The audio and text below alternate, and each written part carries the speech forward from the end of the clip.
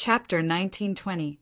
Wang Xinyan's scent was beneficial to his training, so Lin Yi didn't want to waste this opportunity. He might not get another chance like this when he got back to school. Sleeping together in the barracks with other people was considered a group activity, but now that Lin Yi and Wang Xinyan were in the same tent, the atmosphere was a little awkward. But this scene gave Lin Yi a familiar feeling. It was also in a tent with a beautiful and gentle girl. Lin Yi seemed to have experienced something similar. Was it Ning? Lin Yi shook his head. They were in a cave, not in a tent. But in the depths of his memory, it seemed like today had happened before. Was it a past life? Or was it a dream? Or was it fate between him and Wang Xinyan? If it was the latter, then it was possible. They were fated to be together, sitting in the same seat a few times, and now they were in the same bed. How many times could there be such a coincidence in life? Are you asleep? Wang Xinyan's words interrupted Lin Yi's thoughts, bringing Lin Yi back to reality. No, why? Lin Yi asked. I'm a little scared. It's so quiet here. Wang Xinyan entered the tent and felt that the surroundings were eerily quiet. She was in the barracks with her classmates, and there were soldiers patrolling outside. It had never been this quiet. You'll get used to it. This mountain is a dead mountain. There aren't any beasts, but it's safe. Lin Yi said, some of the mountains are not quiet, but they're even scarier at night. What Lin Yi said was the truth. The night in the tropical forest was the scariest. Not only did they have to be on guard against enemies, but they also had to be on guard against all kinds of beasts and poisonous insects. Here, however, there was no danger at all. And can you talk to me? Wang Xinyan was tired, but she didn't sleep too much. She remembered that Lin Yi wasn't asleep yet, so she said apologetically, right, you haven't slept yet. Why don't you rest first? Don't worry about me. I'm a cultivator. I'm fine even if I don't sleep. Lin Yi shook his head and smiled. Lin Yi, what do you think we should pursue in life? Xinyan had been lost for a while now, not knowing the meaning of life. Was she just going to be a sacrifice for her family? Everyone has their own pursuits. I can't say for sure. Lin Yi was a little puzzled as to why Xinyan would ask such a profound question. Then what is your pursuit? Xinyan regretted asking the question. I'm sorry, I was just asking randomly. It's fine if you don't want to tell me. Once a long time ago, I also asked myself what my pursuit and goal was. But during that period of time, I was very confused. I didn't know what I was pursuing and what my goal was. Every day, I seemed to be doing things that I didn't like, but I had to do them. Lin Yi said, at that time, I really didn't know what I was pursuing, and I didn't know if I would spend the rest of my life in such a muddle. Oh! What happened after that? Xinyan was a little surprised. Lin Yi had that kind of feeling and time. After that, I came to Songshan, where I had my own love, my own friends. I wanted to protect them, to give them a better life. That was my pursuit and goal. Lin Yi said, only by becoming stronger can I achieve all of that. I see. Then I'm a little envious of you. Xinyan smiled bitterly. I've never had many friends since I was young, and I've never fallen for a guy before. I don't know what true love is, and I don't have any close friends either. I'm not your friend? Lin Yi asked with a smile. You. Of course you are. I think I've found it. I've said a lot of things in front of you, things I've never done before. Xinyan smiled. But you don't need me to protect you. You're the one protecting me instead. Friends help each other, of course. There's no rule that says who has to protect who. Lin Yi said. Yeah, but is there really such a thing as pure friendship between a guy and a girl? Xinyan asked all of a sudden. Lin Yi blinked. He was about to say that there was, but wasn't there one between him and her? But he shook his head inwardly. Pure? He'd had thoughts when he saw Xinyan naked, and he'd had a physiological reaction when he felt the softness of her breasts. Was that pure? Lin Yi couldn't help but have a reaction when he smelled the scent on Xinyan's body. It was a good thing that the tent was dark and even with the moonlight, they could only see each other's faces clearly. Xinyan had a weird expression on her face as she looked at Lin Yi's stunned face. She turned her body sideways, wanting to chat more comfortably with Lin Yi, but something hard was pressing down on her. "You brought ham sausages?" Xinyan asked subconsciously, but after she said that, she immediately realized that something was wrong. She also knew what she had grabbed. Her face immediately turned red, and she quickly let go of her hand. She turned around and snorted, "Sure enough, pervert!" That's a normal reaction. Lin Yi smiled bitterly, a little helpless. "We're so close, and you smell so good." Xinyan's face reddened even more at Lin Yi's mention of her scent. "I'm sleepy, I fell asleep." Oh. Lin Yi didn't know what to say. He shook his head and calmed himself down before channeling the second stage of the art of dragon mastery.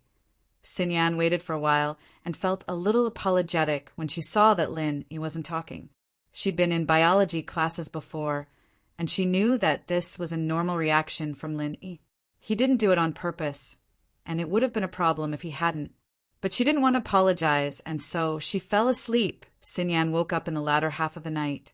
She'd drunk too much water earlier, and her body was reacting. She wanted to go to the bathroom, but it was pitch black outside. She hesitated for a moment before reaching out to touch Lin Yi. "Lin Yi, what's wrong?" Lin Yi asked, opening his eyes. Lin Yi opened his eyes all of a sudden, not the slightest bit sleepy on his face. Xinyan jumped. You're not asleep? Target equals _blank. Chapter 1921.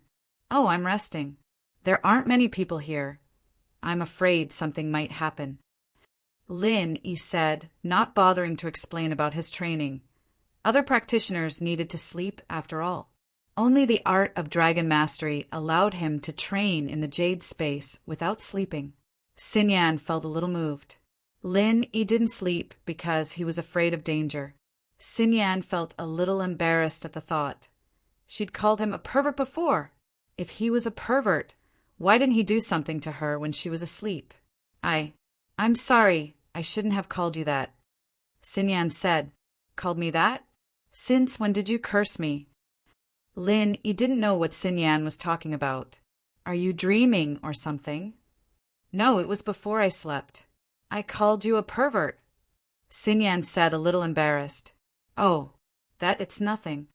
Lin Yi smiled bitterly. Oh, right, why did you call me? Xinyan only remembered her goal after Lin Yi's reminder. I drank too much water and I wanted to go out, but I'm a little scared. I see. Let's go, I'll stay with you. Lin Yi sat up, but realized that Xinyan might misunderstand if he said that. I mean, I'll be watching you from afar. Ugh, I don't mean watching you, I mean guarding you. Lin Yi realized that the more he said, the more ambiguous it got. He might as well not say it. Okay. Xinyan understood what Lin Yi meant. She walked out of the tent first, blushing a little. Xinyan looked left and right. She and Lin Yi had chosen a flat, empty space. It was precisely because of this that Lin Yi chose this place. There really wasn't anything to hide in if they wanted to go to the bathroom. Xinyan had no choice but to run towards the forest. She ran for a few hundred meters before disappearing into a thicket. Lin Yi followed slowly, but didn't get too close. He only needed to sense where Xinyan was. Lin Yi didn't use his consciousness to sense where Xinyan was either. He'd be able to see her clearly that way. Xinyan was in a hurry, but Lin Yi wasn't far from her. Wouldn't he be able to hear her if she were to make a sound that could be heard in the silence of the night? Xinyan couldn't pee at the thought of that embarrassing shushing sound. Lin Yi waited for a long time, but didn't hear any movement from Xinyan. It was a little strange, but he didn't want her to feel awkward, so he didn't ask or walk over. Instead, he entered the jade space and used his consciousness to sense what was going on in the distance. He saw Xinyan squatting there with a blushing face. Lin Yi quickly looked away, and just as Lin Yi was about to retract his gaze, he saw two people about 20 meters in front of Xinyan. Two people in camouflage clothes. They didn't stand out in the dark of the forest, but Lin Yi could see them clearly with his consciousness. One of them was a Chinese, and the other was a foreigner with blonde hair. What were they doing here in the middle of the night? Thinking of this, Lin Yi didn't retract his divine sense, but locked onto these two people. Audie, I've brought the goods. Do you have the money ready? It was the Chinese who spoke. The two seemed to have just met. Baldy, why are you here? Wasn't it brother who delivered the goods before? Audie recognized the man, but it wasn't the person he knew before. It was one of the people he knew, so he asked cautiously, Brother has been sent to the Firewolf gang for a new mission. I'll be taking over here. The man called Baldy said proudly, From now on, I'll be in charge of the border drug trade. Oh, then I'll call you Baldy Bro from now on. Congratulations. The foreigner spoke fluent Chinese. Ha ha ha, you flatter me. Bald Wolf laughed. He was obviously happy about his promotion. Ah, Xinyan was nervous to begin with, and the sudden burst of laughter made her scream out of reflex. Baldy's voice was very soft, and Lin Yi could only tell what they were saying through his lips. The laughter, however, was a little too loud in this quiet mountain. Xinyan didn't think that there would be other people around, and the voice clearly wasn't Lin Yi's. It was hoarse and unpleasant, and it was a man's voice.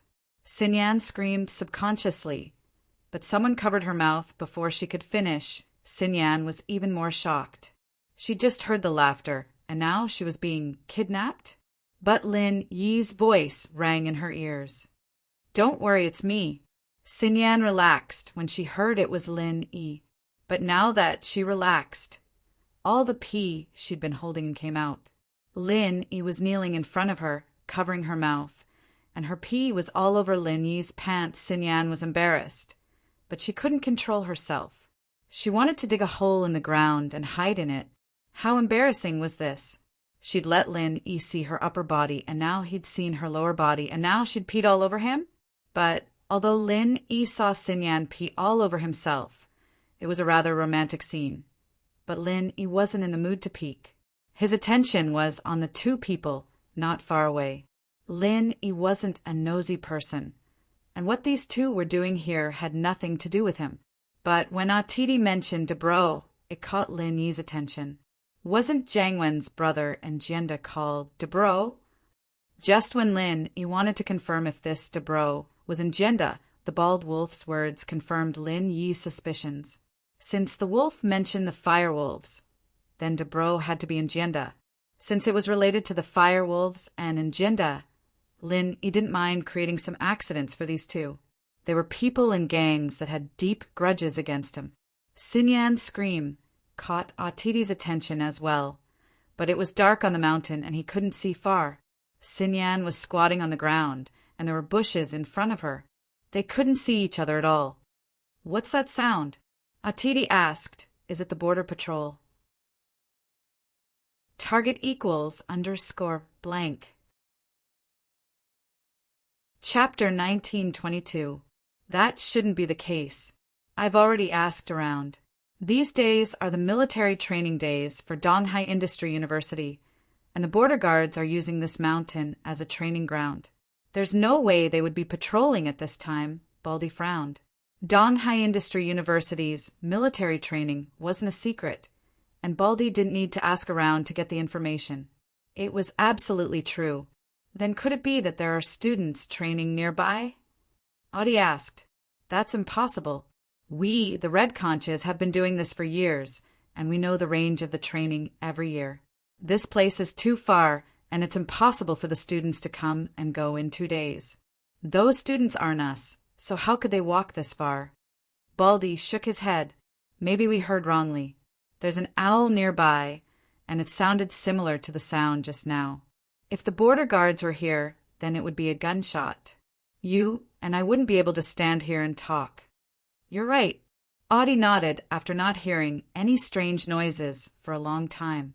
But at that moment, the sound came again. Do-goo! The sound came from Lin Yi's mouth, mimicking the sound of an owl. Fuck, it really is an owl. That scared me to death. Audie heard it clearly this time and shook his head. No matter what, let's hurry up and trade. The goods are here. Check them. Baldy placed a black suitcase in front of Audie. Here, this is the money. Check it too. Audie handed a suitcase to Baldy. The two were old partners, and they didn't need to be too cautious. They checked the contents of the suitcase and closed it after finding nothing wrong. Lin Yi saw the contents of the suitcase clearly. One was filled with drugs, and the other was filled with US dollars. Lin Yi wasn't interested in the drugs, but he was interested in the US dollars. Although he had extorted $2 billion from Jiang Wen, Lin Yi didn't have much to spend since Fatty Lai had to build his company. This suitcase of US dollars could help alleviate some of the financial pressure on Lin Yi. Most importantly, Lin Yi suddenly thought of Xiaoka from the orphanage. She probably needed money, right? With that in mind, Lin Yi decided that he was going to take advantage of the situation. He whispered into Xinyan's ear, "There's two bad guys. Stay here and don't move. I'll take care of them." Xinyan wasn't scared anymore. All that was left was shyness. She nodded. It was only then that Lin Yi remembered that he was still covering Xinyan's mouth. He quickly let go and walked over to the two drug dealers. However, the two drug dealers were still talking about something after the transaction. "I say, Brother Baldwolf, why are there fewer and fewer goods recently? We have a shortage over there. Can you increase the supply?" Audie asked as he weighed the suitcase in his hand. Our original partner, House Yu, has some problems. Without the support of House Yu's masters, our authority in the Golden Triangle has been declining. Baldwolf sighed. "I've already talked to the boss. He'll talk to the higher-ups and see if they can send a few practitioners over. That way, we can regain our authority. All right, this is your gang's internal matter. I have no right to interfere. I'll be leaving first. I don't feel at ease staying at the border for another minute." Audie nodded and prepared to leave. Baldwolf took the money and prepared to leave as well. However, before the two of them could take a step, they groaned and fell to the ground. These people weren't even practitioners, and Lin Yi could knock them out without a sound. Lin Yi didn't kill them. Although it was easy for Lin Yi to kill these two, Lin Yi still wanted to ask Baldwolf a few questions. Lin Yi didn't want to force a confession out of someone like Baldy. He took out a couple of needles and stuck them into Baldy's head, waking him up as well. His eyes were a little glazed over. "I'll ask you a few questions. Answer them one by one. Don't hide anything," Lin Yi said sternly. "Yes." Baldwolf seemed to have entered a hypnotic state. He had lost his consciousness. This method was taught to Lin Yi by his master. Although it was effective, it could only be used on low-leveled people. After all, a practitioner's will was extremely strong.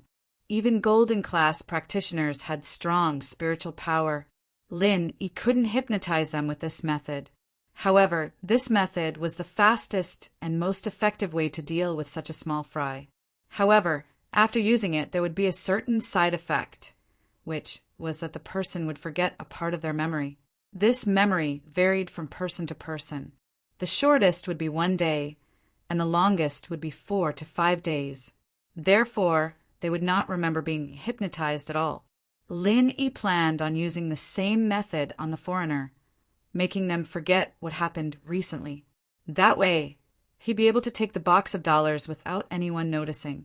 As for these two, Lin Yi planned on handing them over to Qin Yutian for him, Yang Huaijuan, and Ling Shan to work together. After all, capturing so many drugs was a huge achievement. Lin Yi didn't mind letting these two use their full potential. It'd be a waste to just kill them. "What's your name? What do you do? What organization do you belong to?" Lin Yi asked.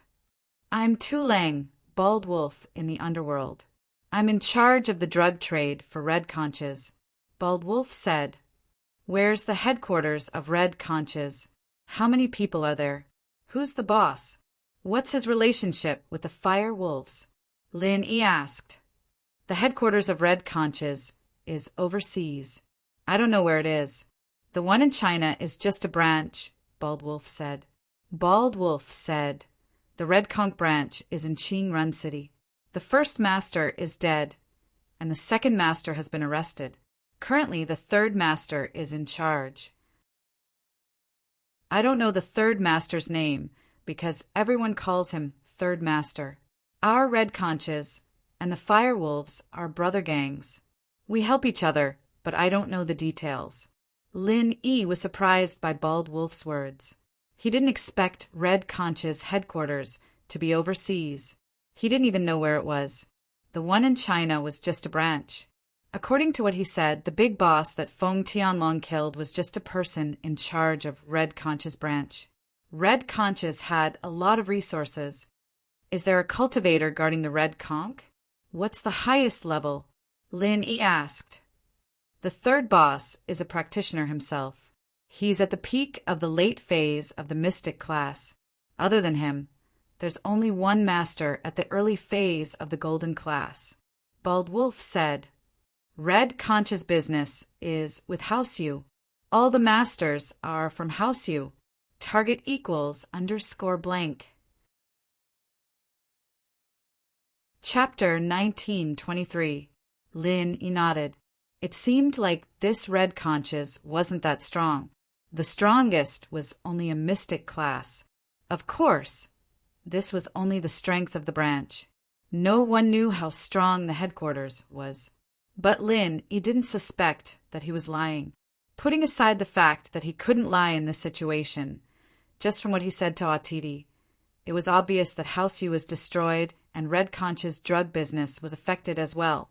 Their power in the Golden Triangle was reduced. Tell me the address of the Fire Wolf Gang's branch. Lin Yi said, I don't know the address.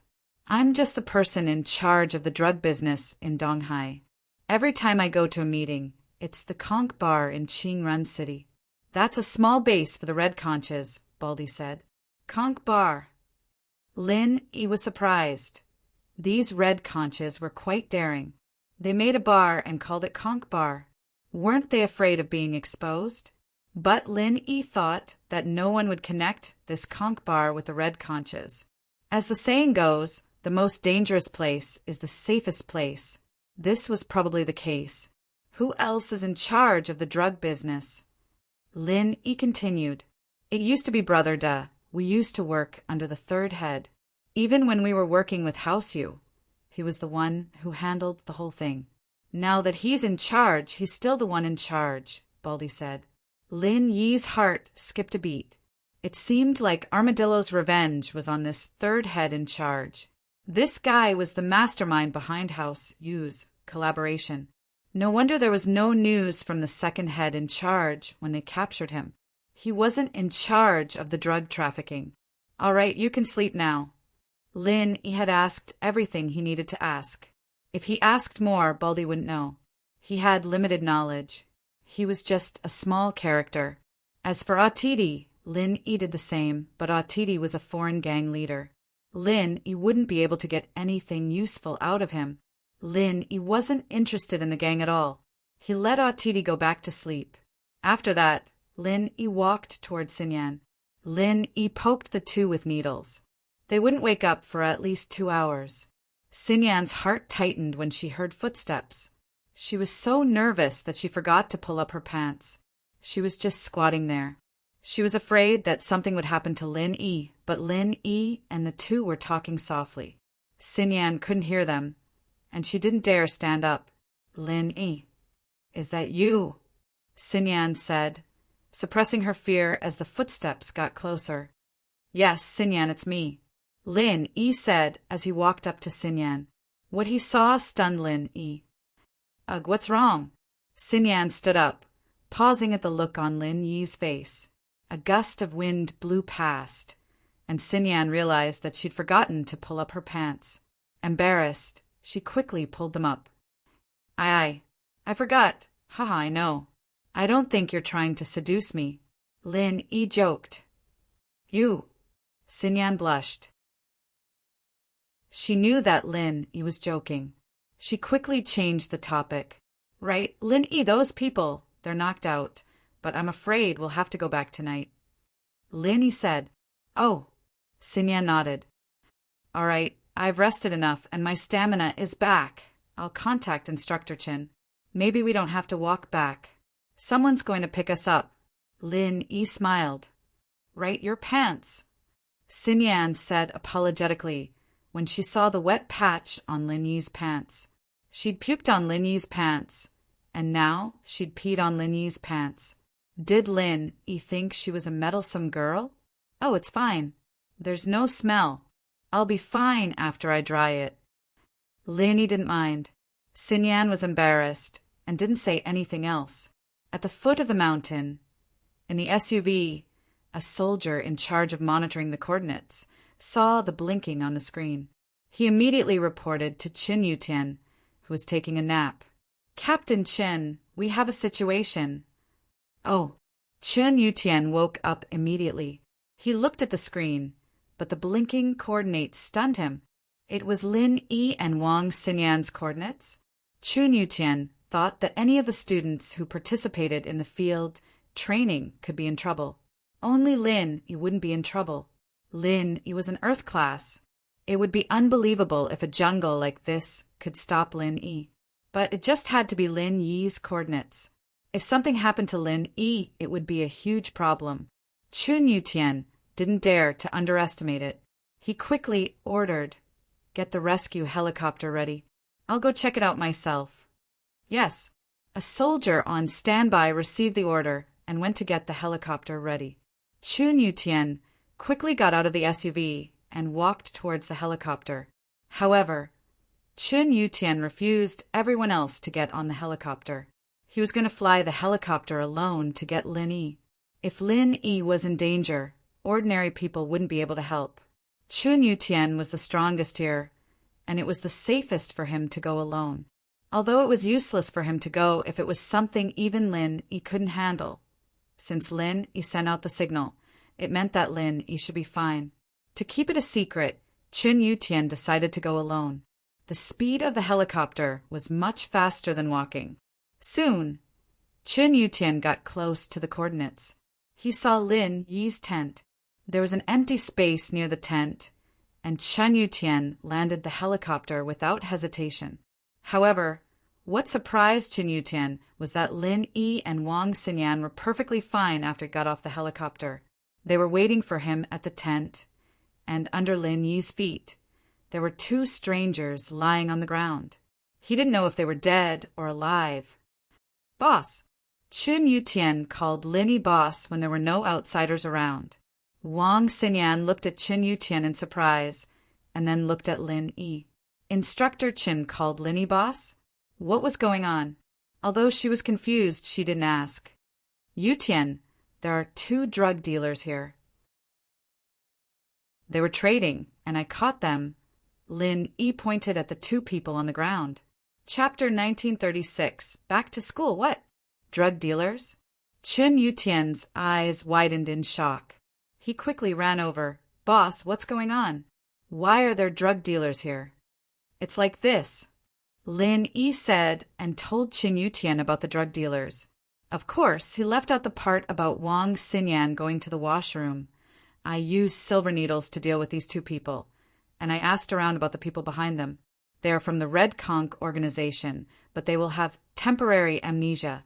Perhaps they won't remember the trade, Qin Yutian nodded. He knew about Lin Yi's methods, and he knew why Lin Yi wanted to know about the Red Conch organization. He didn't ask much. Temporary amnesia didn't matter as long as these 2 were drug dealers. The details of the trade weren't important. This is the box of drugs, right? Qin Yutian looked at the suitcase on the ground and asked. Yes, you can bring him back, but he'll be working on this case with Huaijuan and Lingshan. They had just come to Donghai and solved this case. They're pretty stable now, Lin Yi said to Yutian. No problem. Qin Yutian nodded. He didn't even ask if there was cash. From Yutian's point of view, the drug dealers would transfer money over the phone.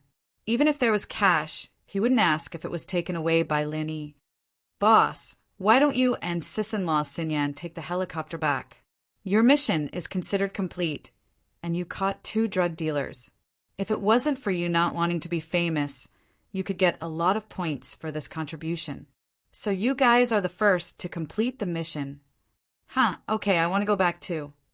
Lin nodded. Xinyan found it very weird that Instructor Chen was calling her sis-in-law, but she didn't go out of her way to correct him. Her relationship with Lin was getting more and more beyond friendship. Lin packed up quickly, and Chun Yuqian came over to help him take down the tent. The 2 drug dealers were thrown into the car, and the helicopter started flying down the mountain. No one objected to the fact that Lin Yi and Xinyan took the first place. They all knew that Lin Yi's contribution alone was worth more than the first place's points. But Lin Yi kept a low profile and didn't want to announce it. Chun Yuqian called Huaijuan and told him to bring the 2 drug dealers back. Usually, the border guards would hand the drug dealers over to the local police for trial. Huaijuan was speechless when he heard that Lin Yi caught 2 drug dealers on the way up the mountain, but he was grateful that Lin Yi wanted him and Lingshan to do something. He drove over the night and brought the 2 drug dealers away. As for the aftermath, Lin Yi and Yutian didn't have to worry about it. Huaijuan felt weird when he brought the drug dealers away. Lin Yi was too amazing. He just talked to him about the drug dealers and the red conch a few days ago, and he brought the drug dealers back, just like that. Lingshan said that as long as the case was handed to Lin Yi, there would be no case that couldn't be solved. Huaijuan was convinced that it was true. Huaijuan knew that Lin Yi was amazing, but he didn't expect him to be this amazing. Finding an enemy in the forest and finding a criminal in the city were 2 different things, and the methods of investigation were different as well. But for Lin Yi, it was the same. It was still early, and Yu Tian called for an off-road vehicle for Lin Yi and Xinyan to get in and rest. The car was spacious, and sleeping was no problem after putting down the seats. But Lin Yi's first thought was to have sex in the car. Xinyan thought of it as well, but she didn't say anything.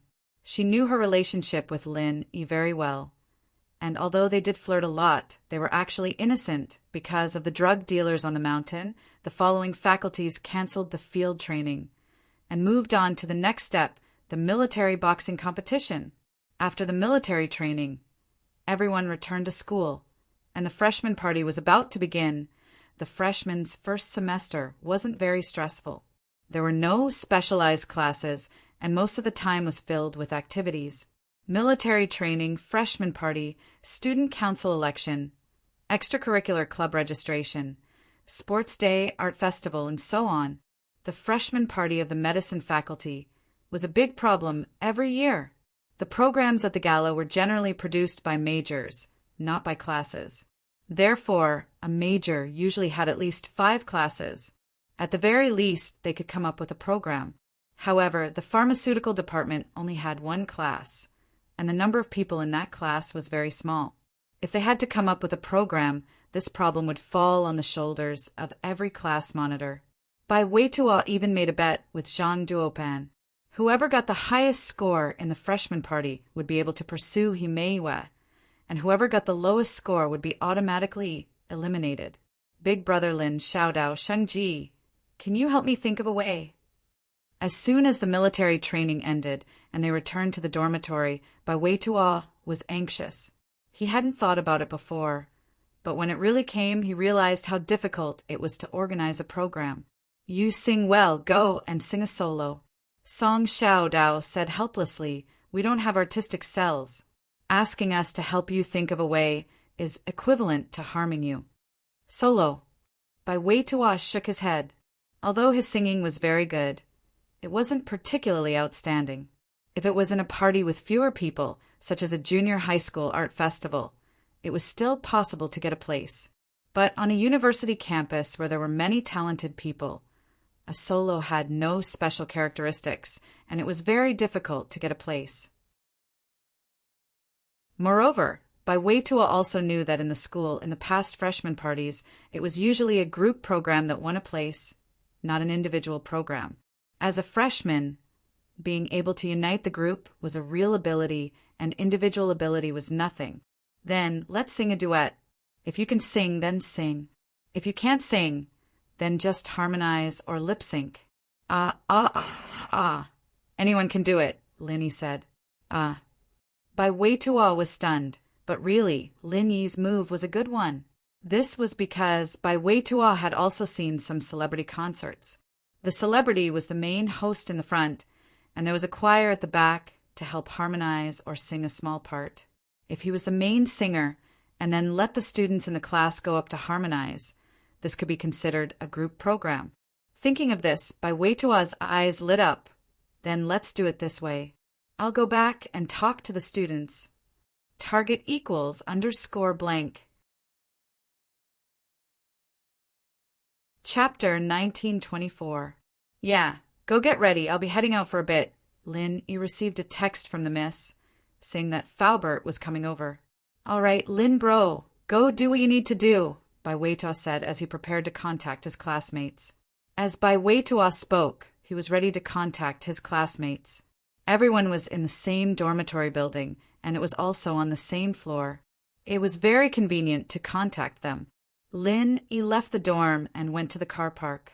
The miss and Shu weren't there yet, but he was surprised to see Xinyan there.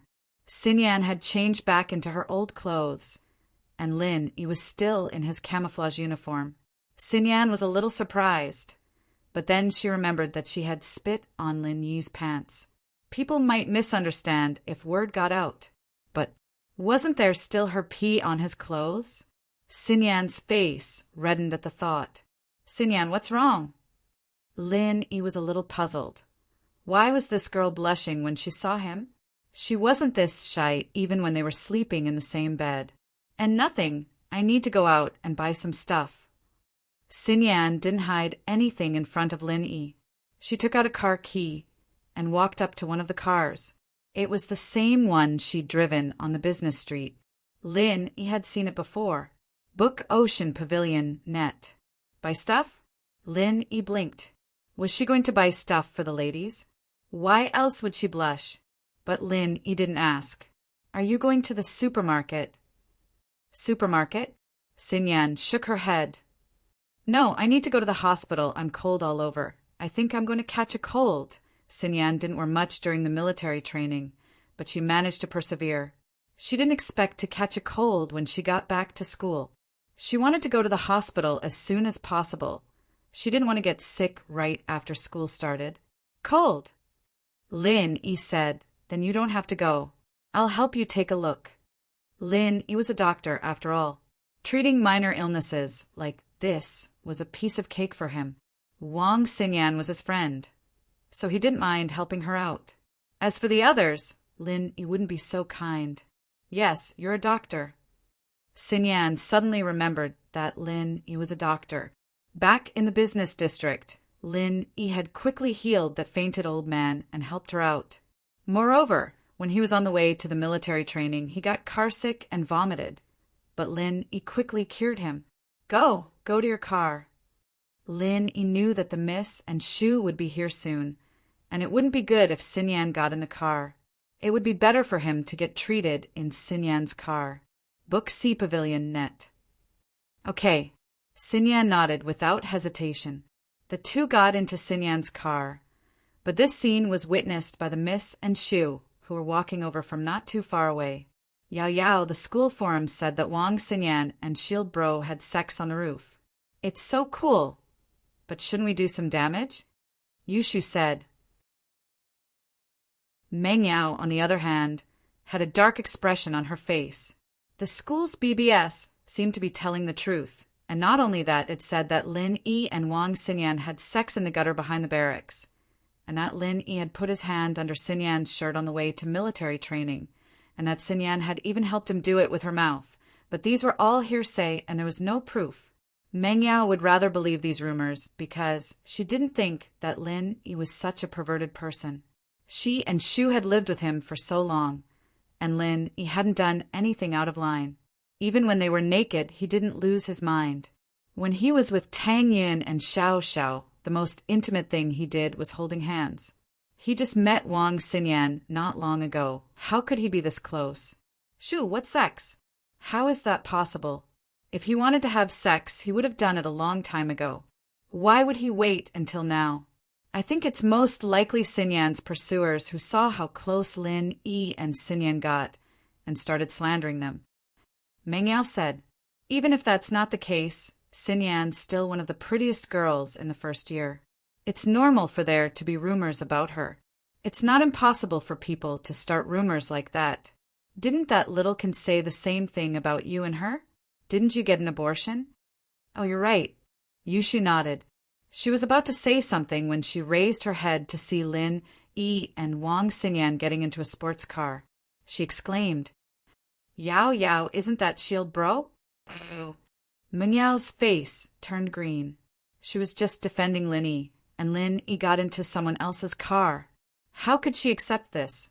But Meng Yao still said, maybe they're going to get something, or take a break. Oh, I'll send Detective Holmes to investigate then.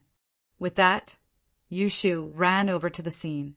Sinyan's sports car had a film around it. So if you didn't lie down in front of it, you wouldn't be able to see what was going on inside. Sinyan, on the other hand, was too shy to take off her clothes in front of Linny. So Linny had no choice but to start massaging her under her clothes. Sinyan couldn't help but moan in comfort. Lin Yi's massage technique didn't look special, but Sinyan had never felt so relaxed before. Sinyan's face reddened a little after that moaning. Why did that sound so weird? Was he doing something?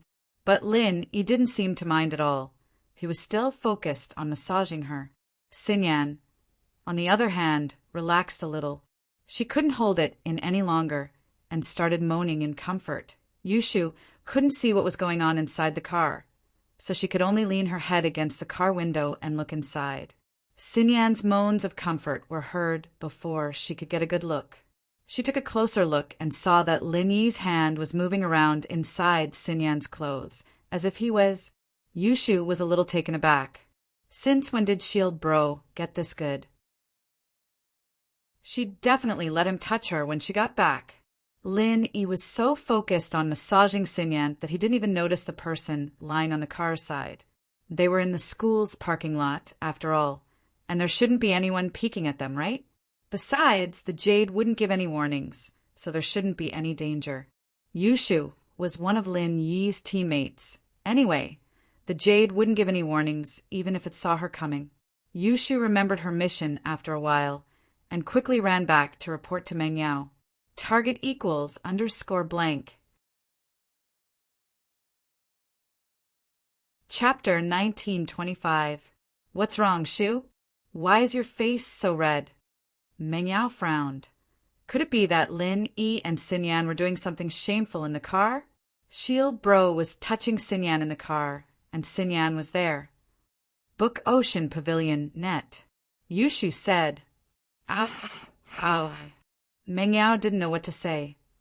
Can't you use a more elegant word to replace it? But Yushu's words ignited Meng Yao's heart. She didn't know if it was because of Tang Yun or something else, but she rushed to Sinyan's car and pulled the door open. She roared at Lin Yi. Lin Yi, you bastard! Get the fuck out of the car. How can you face Xiao Xiao like this? Since she couldn't mention Tang Yun, she could only use Xiao Xiao. Luckily, she wasn't that impulsive. Lin Yi and Sinyan didn't lock the car door, and Meng Yao didn't think that she would be able to pull the door open. She looked into the car and saw that Lin Yi's hand was still in Sinyan's clothes. Meng Yao was about to explode from anger.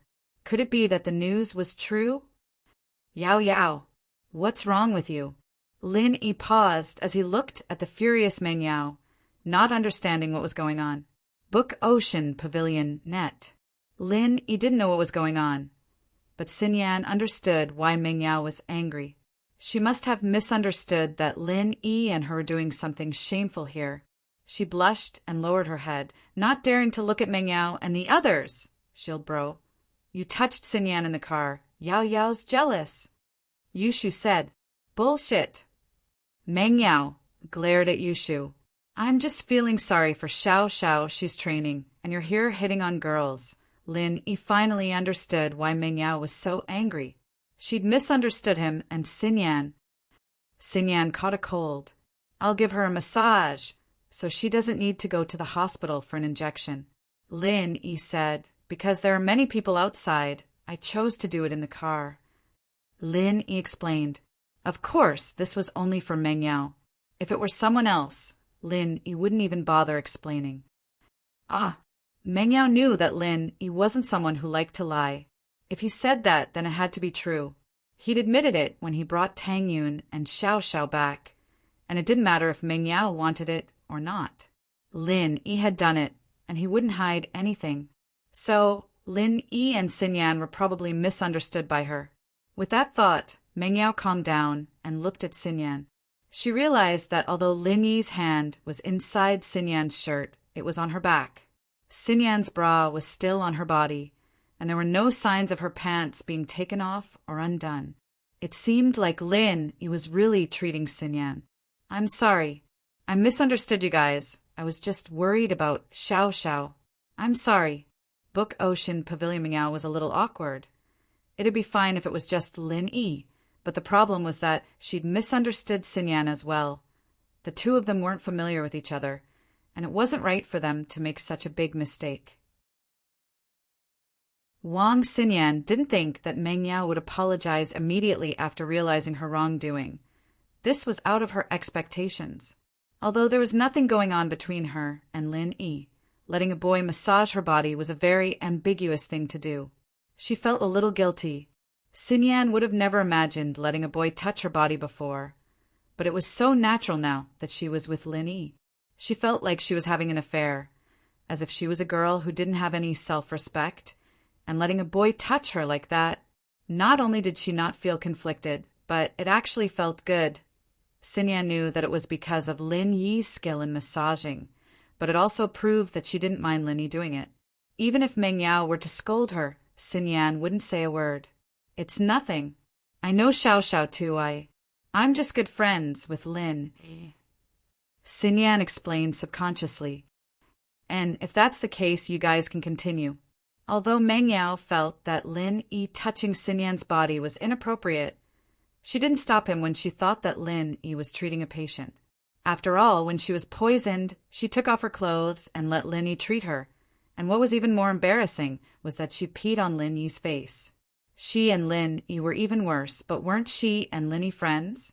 What Meng Yao didn't know was that Xinyan had already let Lin Yi see her naked, and that she peed on Lin Yi as well. Who knew what she would think if she knew? Oh, shield bro, I've got a cold too. You should touch Shu later, give her a massage. Yushu was curious why Xinyan felt so good just now, even moaning happily. She wanted to give it a try. Shu! Meng Yao grabbed Shu's ear and pulled her to the side, closing the car door for Lin Yi and Xinyan. Xinyan was a little speechless at Yushu. Wasn't this girl a little too open? How could he say such a thing in public? But she was a girl who dared to love and hate, stronger than she was. Xinyan couldn't help but smile bitterly at the thought of her own life and her engagement. With Meng Yao and Yushu outside, Xinyan didn't dare to moan anymore. She bit her lips and endured the pleasure, continuing to enjoy Lin Yi's massage. She didn't know why, but Xinyan felt a little excited. Was it because Meng Yao and Yushu were standing outside the car? Xinyan's mind wandered, and she couldn't keep her mouth shut. She didn't want to hold it in any more, though. Once was the same thing, twice wasn't much. She'd get used to it after the third time. Because they were close, Xinyan's moans traveled into Meng Yao and Yushu's ears. Yao, Yao, listen. That fox Wang seems to be having a good time. Yushu said, Don't give people random nicknames. Meng Yao frowned. She knew that Xinyan was moaning because of Lin Yi's massage, but was it really that good? Oh, Yushu said. But I think she's interested in Shield Bro. Xiao Xiao already told him to find a big wife, so why should we care? Meng Yao shook her head, remembering Xiao Xiao's words. Oh, even if he wants to find a big wife, we need to keep an eye on him. Even if Fox Wong wants to be Shield Bro's big wife, she'd have to please us first. We need to keep an eye on Xiao Xiao, Yushu said. Target equals _blank. Chapter 1926. Yeah. Mingyao's eyes lit up. Xiao Xiao telling Lin Yi to find a Maine wife wasn't wrong, but she and Shu had to help her check as well. Even without Xiao Xiao, they still had to complete Tang Yan's request. Inside the car, Xin Yan felt more and more comfortable. It was as if she was going to fly into the sky, and she was sweating as well. She had to admit that treating a cold like this was a pleasure, 1,000 times better than getting in 4 drip. I'm done. Lin Yi finished the massage. Lin Yi had wanted to use the needles, but Lin Yi threw them into his backpack after dealing with the 2 drug dealers. His backpack was in the dorm now, and Lin Yi didn't bother going back to get it. For a cold like this, there was no difference between massage and needles. Ah, it's done? It was only then that Xin Yan realized that she was drenched in sweat and that her clothes were all wet. But she did feel refreshed, and the dizziness she'd been feeling before was gone. She didn't want to leave, though. She felt like the treatment was going a little too fast, but she cursed herself for being shameless. Was she craving the feeling of Lin Yi's hands massaging her body? Xin Yan's face was a little unreadable, and Lin Yi was a little confused. Why do you look a little weird? Am I not completely healed? Xin Yan wanted to say, you're not healed. Check me again, but she didn't dare to do that. She felt that what she'd done these past few days had already crossed the line, even more so than anything she'd done since she was young. If she continued like this, wouldn't she become a bad girl? I'm healed. I'm just sweating a little, and I'm a little hot. I need to cool down. Xin Yan said quickly. Book Ocean Pavilion. Net. Cool down? That won't do. Stay in the car and don't go out. Wait until the sweat is gone before you go out. Otherwise, you will catch a cold again. Lin, he said. Okay, you go do what you need to do then. I'll be fine in the car, Xin Yan said. Okay, then I'll leave first. Call me any time if you need anything. Lin nodded. Since Xin Yan's illness was cured, there was no point in him staying here any longer. Thanks, Xin Yan said. What's there to thank? We're comrades. Lin Yi laughed.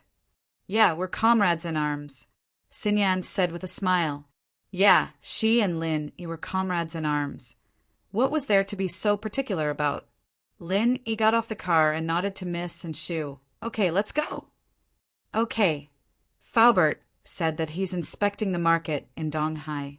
Dad wants to expand his business here so that Pingzhan Industries can grow and see us more often, Mingyao said. Faubert said that we'll call him when we get home and he'll come over. Then let's go back and wait for him now. Right, did you tell Grandma-san? Let her prepare some food and we'll eat at home tonight, Linny said. I already told Grandma-san, and she's probably preparing it already, Mingyao said. Right, Lin Yi, why are you still wearing the uniform from the military training? Oh, the previous set of clothes was dirty, and I didn't have time to wash it. So I didn't change it, Linny said. Mingyao nodded and didn't say anything. The 3 got in the car, and Lin Yi drove back to the Shueshang district. As expected, when they got back to the villa, Grandma-san was busy in the kitchen. The fragrance from the kitchen made people salivate. Grandma-san is really good. Her cooking is even better than those chefs in the hotels. Meng Yao felt that it was really a happy thing to have Grandma-san as a housekeeper here. Lin Yi nodded. Lin Yi was also very confused about this. Grandma-san was a scavenger. How could she have such cooking skills? This was really a strange thing. But the most important thing was that Grandma-san's memory of the past was a little blurry. She couldn't remember the past, so Lin Yi knew nothing about her background. But one thing was certain. From all the signs, Grandma-san should be a person with a story, but for some reason, she lost her memory. Although she lost her memory, she didn't lose her cooking skills. It was probably an instinct. Of course. Lin Yi didn't deliberately ask about Grandma-san's past, nor did he try to help her recover her memory. Everyone had their own secrets and difficulties, and he didn't want to delve into it. What if it was a memory that Grandma-san didn't want to remember? Shaking his head, Lin Yi called Faubert. Little E, have you gone back?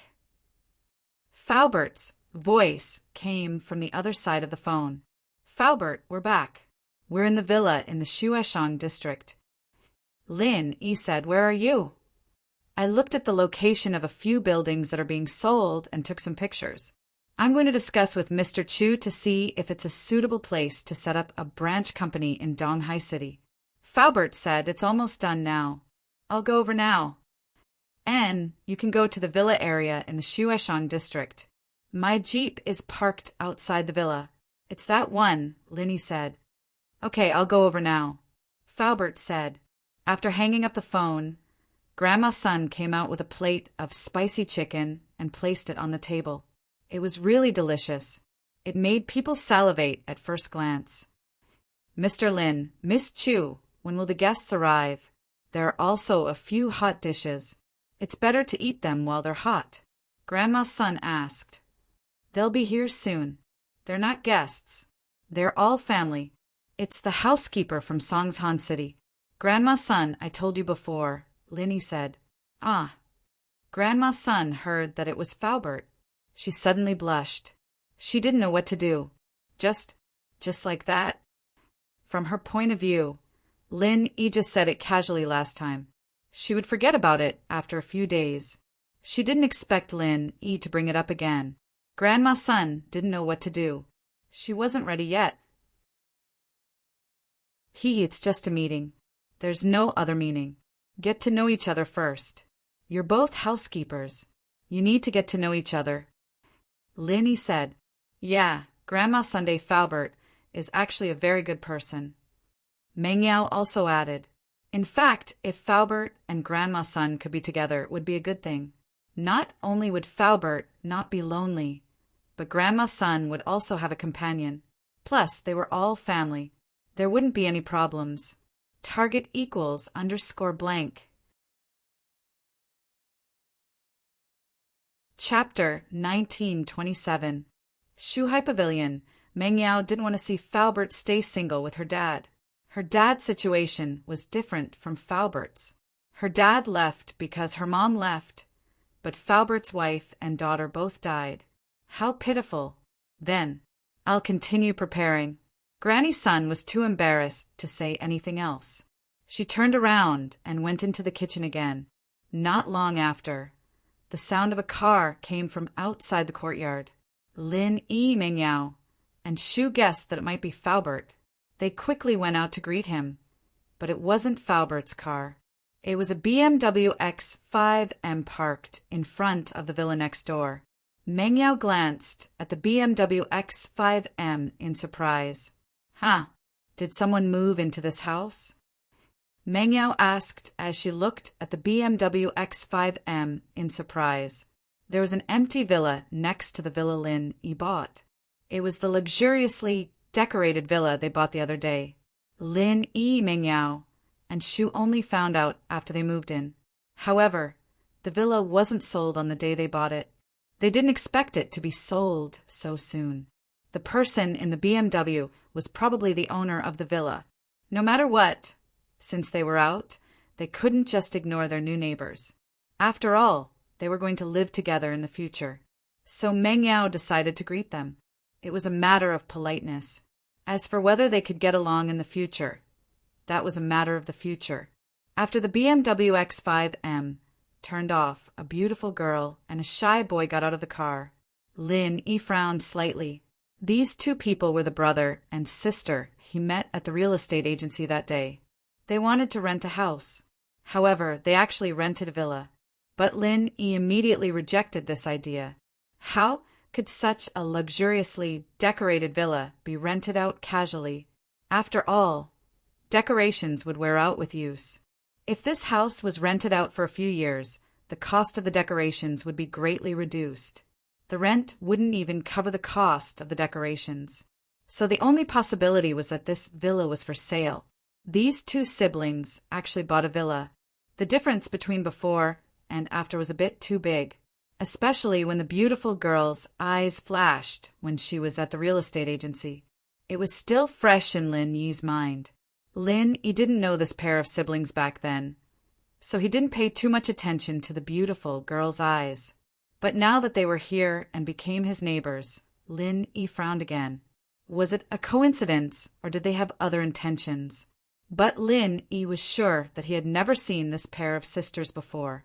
If it was a coincidence, this pair of siblings was already at the real estate agency when he went to the real estate agency. Moreover, Lin Yi chose this real estate agency on the spur of the moment. There were many real estate agencies nearby, not just this one. So it was too far-fetched to say that this pair of siblings was waiting for him there. But if it wasn't a coincidence, what did they mean by buying a villa next to his house? Especially when the beautiful girl glanced at him back then. Lin Yi felt that something was wrong.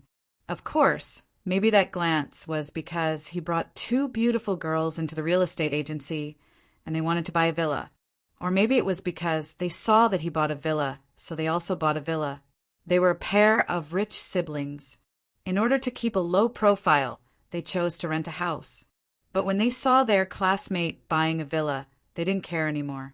Similarly, they also bought a villa. This was the most reasonable explanation. The girls seemed to have noticed that someone was looking at them and looked over at Lin Yi, Mengyao, and Yushu. She was a little surprised to see Lin Yi, Mengyao, and Yushu, but she nodded at them and walked over. When the beautiful girl bought the villa, she only wanted to buy a villa that was closer to her house. She definitely didn't expect these two villas to be neighbors. Only when she moved in today did she realize that they lived next door. What a coincidence! She didn't expect to become neighbors. The beautiful girl said to Lin Yi and the others generously, "What a coincidence!" Lin Yi said faintly, "Didn't you want to rent a house that day? Why did you buy a villa?" "I wanted to rent a house, but when I saw that you bought a villa, I was a little tempted. So I also bought a villa." The beautiful girl said, "I just didn't expect to become neighbors." Lin Yi saw that the beautiful girl's surprise didn't seem to be fake. He was a little confused. Could it really be a coincidence?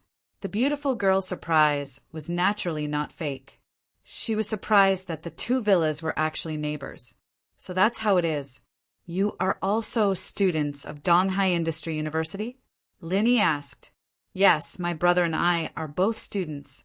But after buying the villa, there was something at home that I didn't report. I took a day off to report tomorrow." Oh, Lin Yi nodded and didn't ask any more. "My name is Chu Mengyao. She's Yushu, Donghai Engineering University's Economics Department." Mengyao heard that the siblings were also students of Donghai Engineering University. She immediately had a good impression of them. They were from the same school. It would be easy to get along with them.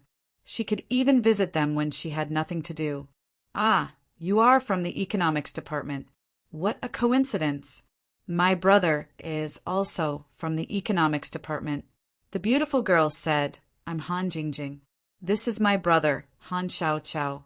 I didn't expect them to be from the same department." Han Jingjing asked, "You're not from the Economics Department?"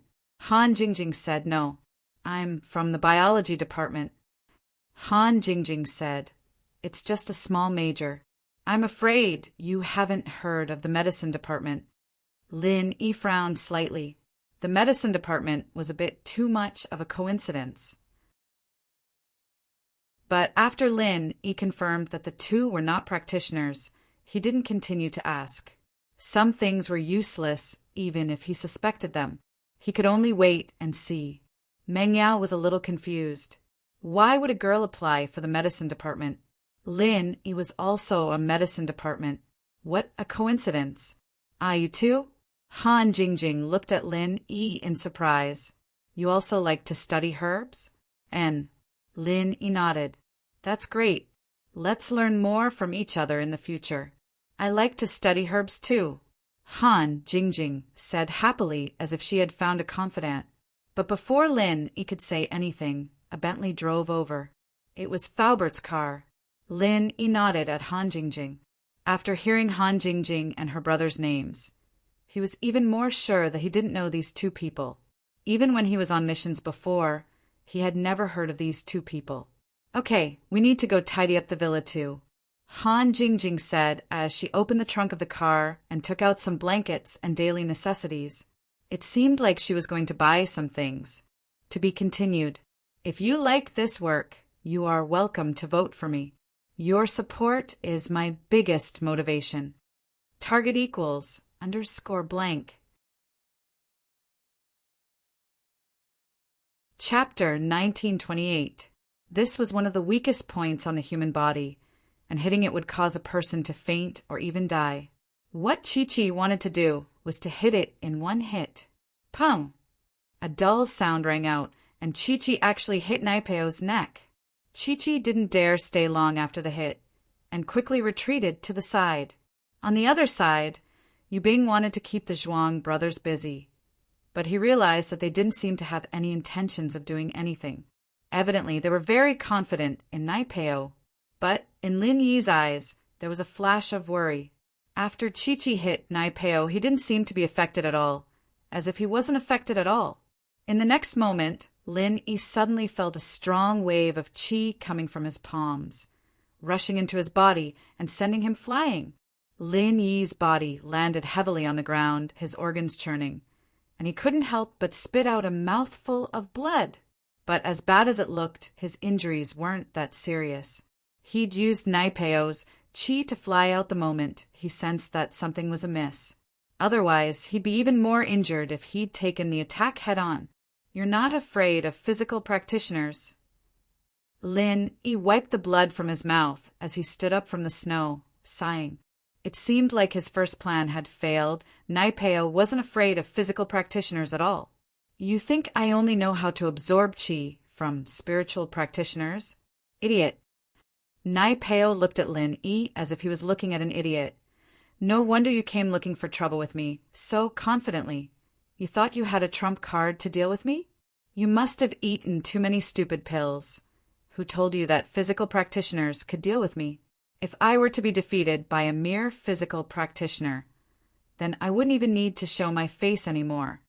I've underestimated you, Lin Yi said with a self-mocking smile. Ha ha ha. Lin Yi, to tell you the truth, my mental cultivation method is omnipotent. Not only can it absorb other people's true qi, but it can also transform other people's attacks into true qi when they enter my body, including the attacks of external experts. Do you know how I cultivate? I often injure myself all over so that I can improve my strength. Plus, even poisons don't work on me. I can convert them all into qi. Naipeo said proudly, You haven't learned how to convert energy, have you? All kinds of energy could be converted into each other. Ha ha ha ha, let me tell you, in front of me, you are simply too weak. If I were in a novel, I would be the main character with a halo and a golden finger, while you are just a supporting character for me to trample on. Wahahaha. Lin Yi was shocked, not because Naipeo wasn't afraid of physical practitioners, but because Naipeo's practitioner's arts were very similar to his own art of dragon mastery. Both of them were omnipotent energy conversion arts. The only difference was that Lin Yi's arts could convert the energy in the jade space into other types of energy, but Naipeo's was the opposite. He could convert all the energy in the outside world into his own true qi. Between the two, there was actually a similar effect. Lin Yi didn't think that Naipeo would have this kind of luck, training in such a strong practitioner's arts. Your practitioner's arts are very strong, both physical and spiritual. So you're saying that even if I don't touch you and attack you with weapons, you can still convert my true qi for your own use? Lin Yi asked. Of course. Naipeo laughed. Today, I'll let you know the truth before you die. I'll tell you the truth. I'm invincible under Earth class, the #1 under Earth class, unless it's an early Earth class physical or spiritual master. They're nothing in front of me. It seems like Pinliang didn't choose the wrong follower after all. You're very strong. Lin Yi smiled bitterly. Finding a physical practitioner to deal with you was my first plan, but it seems like it's useless now. Instead of directly touching your body, I will use my weapon to attack you. This is my second plan, but it seems that it has failed again. My third plan was to use poison, but you're not even afraid of poison. You really are invincible. It seems like all three of my plans have failed. Ha ha ha ha, I told you. I'm the main character of this story. What are you? You're just an ant, trying to deal with me with a few useless plans? Are you dreaming? Naipeo heard Lin Yi admit defeat and was very pleased. But today I won't kill you. I'll make sure you lose all your strength again. I'm keeping you alive so that Liang Bro can kill you with his own hands. Hearing that all three of Lin Yi's plans had failed, Yu Bing and Chi Chi's faces turned nervous and disappointed. This Zhang Naipeo was too strong, wasn't he? It was beyond their imaginations. Lin Yi's three plans were all useless against him. Is that so? But I've always felt like I'm the main character, right? Lin Yi suddenly spoke as he reached out with his right palm, slapping towards Naipeo, his chi bursting out of his body as he channeled his practitioner's arts. Huh, you're still trying to act cool in front of me? Naipeo didn't expect Lin Yi to initiate an attack at this point. He even channeled his practitioner's arts. Wasn't he looking to die? Naipeo smiled coldly as he raised his right hand, ready to receive Lin Yi's palm and suck all the chi out of his body. Since you want to be the main character so much, I'll let you be the main character today, but only for one chapter. I'll let you have more screen time and die a horrible death. Ha! Bang! As he spoke, Lin Yi and Naipeo's palms collided, but the next moment, Naipeo realized that Lin Yi had stopped channeling his practitioner's arts. There was no chi on his palm again. HM, what are you doing? Naipeo paused as he prepared to use his chi to send Lin Yi flying again. But then, Lin Yi's chi surged towards him like a tsunami. Naipeo paused but started laughing. Ha ha ha, I get it. You want to attack me when I'm not channeling my wasp absorption arts, right? So what if I am? Lin Yi asked. Chapter 1929. Date? October 20th, Chapter 1941. Faubert's wife Lin Yi glanced at the BMW's license plate and model. It was the latest American model this year. It hadn't been released in the country yet, so it had to have been imported not too long ago. The license plate, too, was the latest from Eastbox. It was obvious that it was a new car. He couldn't tell who the siblings were from the car. However, to be able to afford a villa and an X5M, this pair of siblings must be very rich. Yao Yao Shu. Faubert got out of the car and smiled when he saw Lin Yi and the others. He hadn't seen them for half a month. Faubert heard that the military training was over, so he rushed over. Faubert, you've been quite energetic recently. It seems like everything in Songshan is going well. Lin Yi smiled. Faubert was no longer depressed. He looked refreshed and energetic. Yeah, Pingjan Industries is on the right track and Mr. Chu has changed his business philosophy. Perhaps Pingjan Industries will welcome a rapid growth. Faubert said, but it's all thanks to Yi. Because Uncle Fu also saw that there were neighbors moving things over there. He didn't say much and didn't say much. Faubert, the food is ready and the people are ready. We're just waiting for you. Meng Yao looked at Faubert mischievously. The people are ready as well. Faubert paused and remembered what Lin Yi said before. He shook his head helplessly. I'm already so old. I don't have those kinds of thoughts anymore. Thank you for your kindness. I've thought about it carefully. I still can't forget my wife, so... Although Faubert didn't finish a sentence, Lin Yi and the others understood what Faubert meant. He didn't want to remarry yet, so it was better to let it go for now. All right, let's just get to know each other as normal friends. You're the housekeeper of Songshan, and Grandma's son is the housekeeper of Dongheng. You'll have more chances to communicate with each other in the future, Lin Yi said. Okay, hee hee. Even if you didn't mention it, I have long wanted to visit this Ms. Sunday. Thank her for taking you in. Faubert said. As they spoke, the four of them walked into the villa. Grandma's son had just placed the last hot dish on the table. Seeing that they had arrived, she immediately greeted them warmly. Mr. Lin, Miss Chu, the guests are here? Dinner is ready. When Faubert heard Grandma's son's words, the smile on his face froze. He raised his head in disbelief and looked at Grandma Sunday. At that moment, it was as if he had been struck by lightning. He looked at Grandma Sun and was so moved that he couldn't speak. Time had changed her nirvana. The wind and frost had aged her appearance. But Faubert recognized the person in front of him at a glance. It was the woman he had been dreaming about, his wife, Sun Luoyue. It's her? She didn't die? She had been in Songshan all this time? Then why didn't she look for him? He was considered a famous person in Songshan. Although he didn't have as much exposure as a celebrity, he would always be accompanying Chu Pingzhan in some of Songshan's business newspapers. Faubert, this is Grandma's son. Lin Yi introduced. He was about to introduce Faubert to Grandma's son when he turned around and saw Faubert's stunned expression. Lin Yi was slightly stunned. Faubert? Faubert, what's wrong? Grandma's son was also a bit confused. What was wrong with this person? Why did he stare at him the moment he entered? Why was he stunned?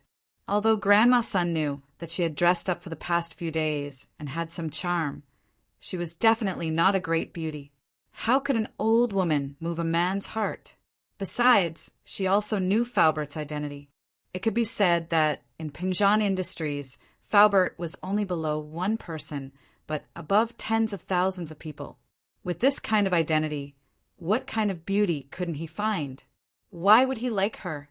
So, although Grandma's son heard Lin Yi's matchmaking, she didn't care at all. Since this person didn't like her, then what did this look mean? However, Grandma's son also knew that this person should be closer than her, Lin Yi and Chu Mingyao, so she didn't show any dissatisfaction. However, although Grandma's son was confused, she could feel the deep love in Faubert's eyes. This made Grandma's son feel very strange. Could it be that he fell in love with her at first sight? Luoyu, is that you? Faubert raised his hand nervously. His voice was trembling and his breathing became very rapid. Grandma's son looked at Faubert in confusion. Luoyu? Who was Luoyu? This name seemed a bit familiar. Had she heard of it before? Grandma's son shook her head again. She couldn't remember. Seeing Grandma's son's puzzled gaze, Faubert's heart sank. Although, after so many years, the person in front of him was no longer that young and beautiful girl. But Faubert was sure that she was his wife, Sun Luoyu.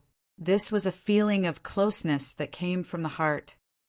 I'm she. For the first time in many years, Li Fu said his real name, but he didn't care. The people standing around were all his closest people. No one would harm him. Moreover, Lin Yi was the person who saved his life many times. At this moment, Lin Yi also found out that Li Fu's real name was Shi. Li Fu? Shi, it was just two words turned upside down to form a name. Hearing the two words Shi, Grandma's son's face finally showed a slight change. But then, Grandma's son's eyes became blank, as if she was recalling something, but also seemed inexplicable. After a while, she shook her head and said, I seem to have known you before, but I don't remember anything. You know who I am? At this moment, Lin Yi saw Faubert's expression. He could roughly guess who Grandma's son was to Faubert. He just sighed. This world was sometimes very big and sometimes very small. In the same city for so many years, but there was no interaction. But Grandma's son went with them to the East Sea, and they actually met. Life is a drama made up of coincidence and fate. You are Sun Luoyu, my wife. Faubert looked at Grandma's son and said anxiously, Mengyao and Yushu didn't know much about Faubert's background, so they didn't react as fast as Lin Yi. Only at this moment, when Faubert said this, did they look at Faubert and Grandma's son in shock. Grandma's son was Faubert's dead wife. But Grandma's son was fine, so she didn't die. But looking at Grandma's son, she didn't seem to remember anything. Me? Your wife? Grandma's son's eyes widened in shock. My name is Sun Luoyu? Target equals _ blank. Chapter 1930. Grandma's son didn't think that Faubert would lie to her because this kind of trick was used by young men to pick up girls. At their age, wasn't it ridiculous to use this kind of trick? And with Faubert's identity, there was no need for him to make up this kind of lie. Carrot, / carrot, that's right. Faubert nodded and said, "There is a mole under your right armpit, and on your left calf there is a 10-centimeter long scar. Ah." Although Grandma's son knew that Faubert didn't seem to be lying, but at this time, when she heard Faubert say the characteristics of her body, she was still very surprised. Could it be that what he said was true? Was she really his wife? Naturally, Grandma's son knew about the mole under her armpit, but she didn't know where the scar on her calf came from. She couldn't remember it at all, but Grandma's son always wore long clothes and pants, so it was impossible for her to expose these two places. Even Meng Yao and Yushu, who lived with her, didn't know about it, so how could Uncle Fu know? Sure enough, it's really you. Although Faubert was confident before, at this moment, seeing Grandma's son's expression, Faubert's heart relaxed. It was her, no mistake, his wife. For a moment, Faubert was filled with emotions, and tears flowed down his old face. How many years had it been? How many times had he seen her in his dreams? Although she was younger and more beautiful than she was now, those were all illusions. When he woke up from the dream, it was all in vain. Although the current Grandma's son was no longer youthful and beautiful, it was real in front of him. And what Faubert cared about was not her beauty, but this feeling. Even if she was disfigured, crippled, or even turned into a vegetable, Faubert would still be by her side until the end of time. I'm your wife? How? Come, I don't remember. Grandma's son looked at Faubert's excited look, and it didn't seem fake at all. But she had no memory at all. She only vaguely remembered that there seemed to be such a person in the depths of her memory. Yes. Faubert nodded heavily. Uncle Fu, Grandma's son, I don't think we should just stand here. Let's eat something and talk. Lin Yi sighed. It seemed like things were getting a bit awkward. It wasn't as simple as he thought. By a freak combination of factors, he wanted to find an old partner for Faubert, but he found his first wife instead. But Grandma's son had lost her memory. However, Lin Yi could feel it clearly. Grandma's son was not a cultivator. But according to Faubert, she should also be a cultivator. No, Sun Jingyi was also a cultivator, but the Sun family's internal energy cultivation method was very strange. It was a supplementary cultivation method, and it had nothing to do with strength. It was impossible to see through one's strength. However, on Sun Jingyi's body, if he didn't look carefully, Lin Yi could still feel the fluctuations of qi. When he was a golden class, this feeling was almost non-existent, but after he reached the mystic class or even the earth class, he could still find some characteristics of a cultivator on Sun Jingyi's body. But these characteristics on Grandma Sunday, not a single one. If it wasn't for Faubert being so sure that this person in front of him was his former wife, Lin Yi couldn't believe it. This person was the Sun family's genius, who could help Faubert recover his qi and heal his injuries. Yes. Look at me, I'm so excited. Faubert was a little apologetic. Everyone hasn't eaten yet, right? Let's eat together and talk. Faubert naturally sat together with Grandma. Sunday Mingyao's heart was full of emotions. But Yushu was curiously looking at Faubert and Grandma Sunday Lin. He had doubts in his heart, but he didn't ask. After sitting down, Faubert couldn't wait to put a mouthful of food into his mouth. But after eating, he said, "Not bad, this is the taste." How many years has it been? I've always missed this taste. Luoyin, I finally see you again. Grandma's son also saw the deep love and longing in Faubert's eyes, but she really couldn't remember it all. In her memory, although she had a husband and a daughter, she didn't know where they went. Fu! Am I really your wife? What exactly happened to us? Grandma's son didn't think that Faubert was lying to her. She was just a scavenger before she became Lin Yi and Mingyao's housekeeper. With this identity, she was definitely not good enough for Faubert. Even now, she felt that there was a gap between the two of them. Plus, she was an old woman now, not beautiful at all. Falbert's love came from his heart, and he didn't want anything from her. So in her heart, Grandma's son believed Falbert's words. While sighing that it was really a coincidence, she was also a little troubled. She couldn't remember anything. Falbert hesitated, but he didn't continue. Let's eat first. I'll tell you after we eat. I don't want to ruin everyone's mood. What happened back then was a tragedy. Now that the family was sitting around the table, it was time to eat happily. Why talk about the sad past? Besides, now that he had found his wife, there was no need to talk about those sad things. The only regret was that his daughter was missing. She was so young. She was probably killed by the enemy. And his own master, although he was a sky-class master, how could the enemy let him go? In order to protect himself, he might have died under the enemy's encirclement. Yeah, let's eat first. Lin knew about Falbert's background. He knew that if he said it now, he was afraid that everyone wouldn't be able to eat, so he quickly said, Falbert, you met Grandma's son again. It's the will of the heavens. It's a happy occasion. Let's drink together and celebrate. Okay. Although Falbert thought about his daughter and master, to be able to find his wife was already a blessing in disguise. It was indeed a happy occasion. So he immediately nodded and agreed. This meal, the atmosphere was very strange. Falbert kept putting food into Grandma's son's bowl. But this meal was cooked by Grandma's son, Lin Yi, Chu Mingyao, and Yushu wanted to say something, but they didn't know what to say. This was a matter between Falbert and Grandma's son. They couldn't say anything. On the other hand, although Falbert looked very happy and excited, he didn't know how to say some words to Grandma's son. He didn't know where to start. Although Grandma's son was lucky to escape from the massacre that year, his daughter, master, were not spared. If he told Grandma's son about it, would she be very sad? To be continued. Vote recommendation. Monthly vote. Target equals _blank. Chapter 1931. Date, October 20th, Chapter 1943, remembered? But these things had to be said.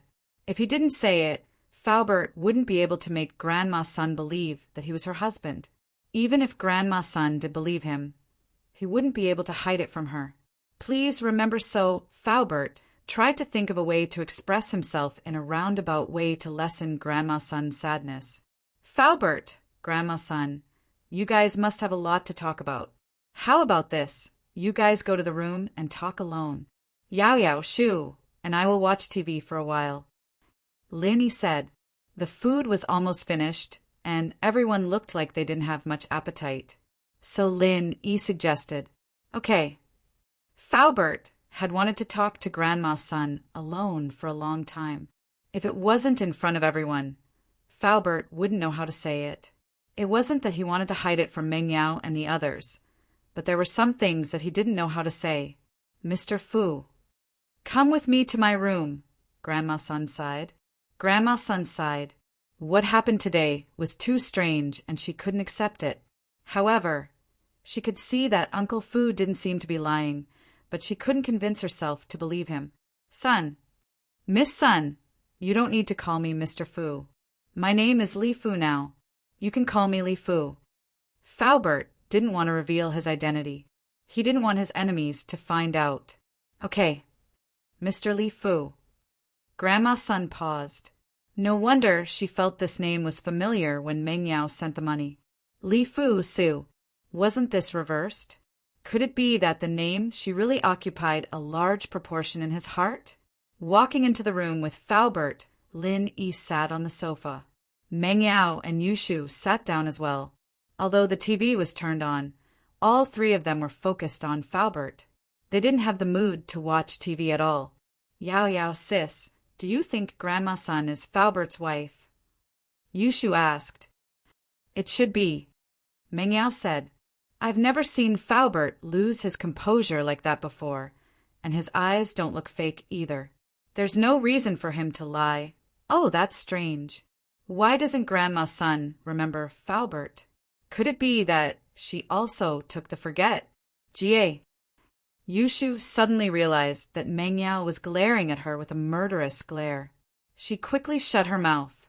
She originally wanted to ask if Grandma's son had also taken this senseless grass, but she suddenly remembered that Lin Yi was beside her.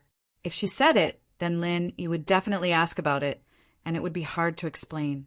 Moreover, thinking about it carefully, Grandma's son's situation was different from Lin Yi's. She didn't remember anything, not just Faubert. Yeah, Grandma's son might have lost her memories for some reason. Meng Yao quickly followed up on Yushu's words. Forgot some things? Lin Yi frowned. He felt that he had forgotten some things after going crazy, but he didn't know what it was exactly. It was probably something related to Xiao Xiao, something about the first wife. With that thought, Lin Yi asked, Yao Yao, I seem to have forgotten some things as well. It's about my first wife. Who is she? Meng Yao was about to explode. She wanted nothing more than to kick Yushu into outer space. What the hell was this girl talking about? Wasn't she just waiting for Lin Yi to ask her about it? Wasn't she just waiting for Lin Yi to ask questions? But she couldn't blame Shu in front of Lin Yi. Lin Yi would be even more suspicious if she did. So Meng Yao only glared at Shu before turning to Lin Yi and acting surprised. You don't remember the first wife? I don't. What's going on? Lin Yi asked. It's like this. Yushu quickly told Lin Yi about Xiao Xiao's idea. One had to admit that Shu was quite eloquent. Lin Yi believed her after her vivid description.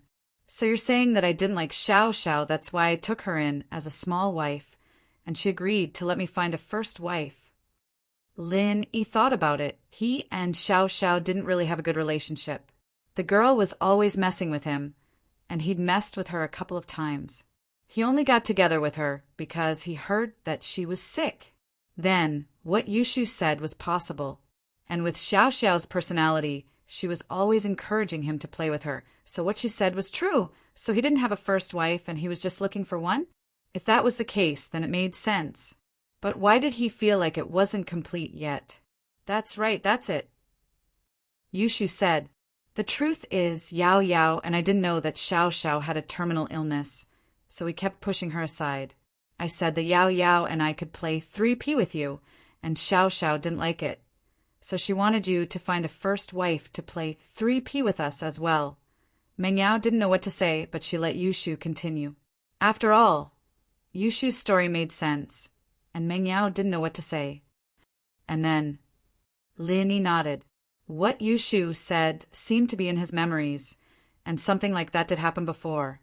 So Lin Yi didn't suspect anything. But what Lin Yi didn't know was that Yushu was just putting the blame on Xiao Xiao for what happened to Tang Yin, and that it was Tang Yin who got Xiao Xiao to go against her and Yao Yao, not Xiao Xiao, who wanted a first wife. But with Yushu twisting it like this, Lin Yi felt that it really was the case. And then I looked for one, but before I could find one, Xiao Xiao and I got back together and we became a prankster duo, and that was it. Yushu said, I see. Lin Yi nodded. I lost control and forgot some things, but now that you reminded me, I remember some things. It's not clear, but at least I know what's going on. Yeah, but Xiao Xiao told Yao Yao and me before she left, saying that if you were looking for a first wife, Yao Yao and I should help you check, and that you can't just bring any random woman back. Yushu started making up a story.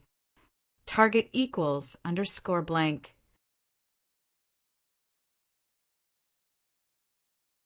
Chapter 1932. Date, October 20th, Chapter 1944. Can't remember. Oh, I'll tell you guys if I want to. Please keep that in mind. Lin Yi nodded. All right, let's not talk about that. Let's talk about Faubert. Right? Lin Yi, you know about Faubert's background, right? What's going on? Can you tell me and Shu about it?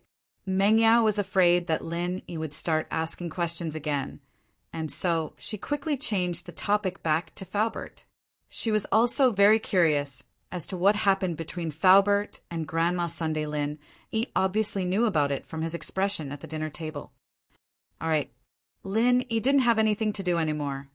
While Faubert talked to Grandma Sun, Lin Yi told Meng Yao and Yushu about Faubert's family. The Miss Face was a little sad when Lin Yi was done, and Shu was silent as well.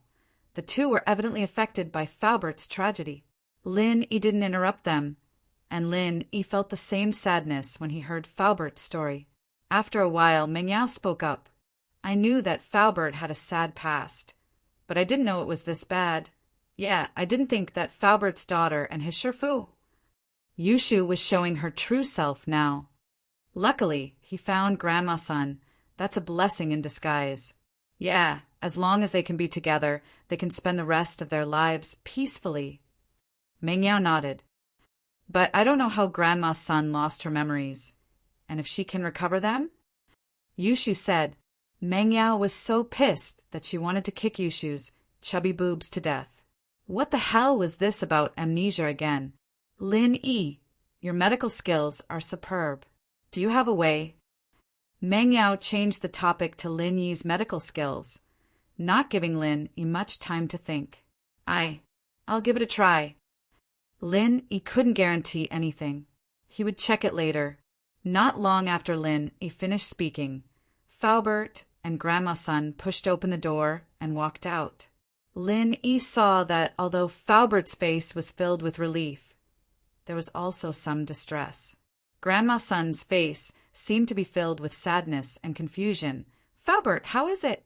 Meng Yao asked. I told her everything, but she couldn't remember anything. Faubert smiled bitterly. I'm not sure if I'm Mr. Li Fu's wife, because I really don't remember anything. Grandma's son said painfully. I can't remember anything. I have no memory at all. But I know that you guys wouldn't lie to me. Right, Faubert, when you and Grandma's son got married, didn't you have a marriage certificate? Lin Yi suddenly asked. This was the most important piece of evidence. Although these Wulin people didn't really care about the rules of the common world, it was still possible for them to go through the motions. Yes, but we didn't even have time to save our lives when the whole family was annihilated. Where would we get the chance to take those things out? Faubert smiled bitterly.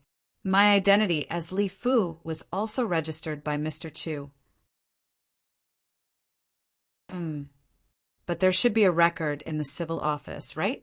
Wouldn't we know when we check? Lin Yi said, if it's registered in another province, I can ask Huaijuan or Lingshan to do it. It should be easier for them. That's right. Faubert's eyes lit up. Luoyue, when we got married, we took a picture too. There must be a record. We'll know when we check. Yeah. Grandma's son believed Faubert's words, but she didn't mind confirming it if there was evidence. Lin Yi didn't waste any time, calling Huaijuan's number and telling him about the situation. Huaijuan agreed without hesitation, since it was a piece of cake for him to investigate a marriage registration. Not long after, Huaijuan sent an email to Lin Yi's phone. It was the record of Sun Luoyue and Shi's marriage. One had to admit that Huaijuan was very efficient. It was already time to get off work, but Huaijuan still got the record in a short amount of time. He passed the phone to Faubert and Grandma Sunday Lin Yi said, It's here. Now, Grandma's son, do you believe me? Ah, it's really like this. Grandma's son looked at the record on the phone. A complicated expression appeared on her face. After all, what Faubert said was very sad, but Grandma's son didn't have any memories of it. But now that her identity was confirmed, Grandma's son's heart felt empty. Although she found her husband, her daughter, and her husband's master were probably gone. This difference between happiness and sadness made her silent again. Grandma's son, the dead are long gone. It's been so long, don't think about it. Now that we found Faubert again, isn't it a blessing in disguise? If it wasn't for fate, we might not have met again. Lin Yi said. Yeah. Grandma's son nodded and sighed.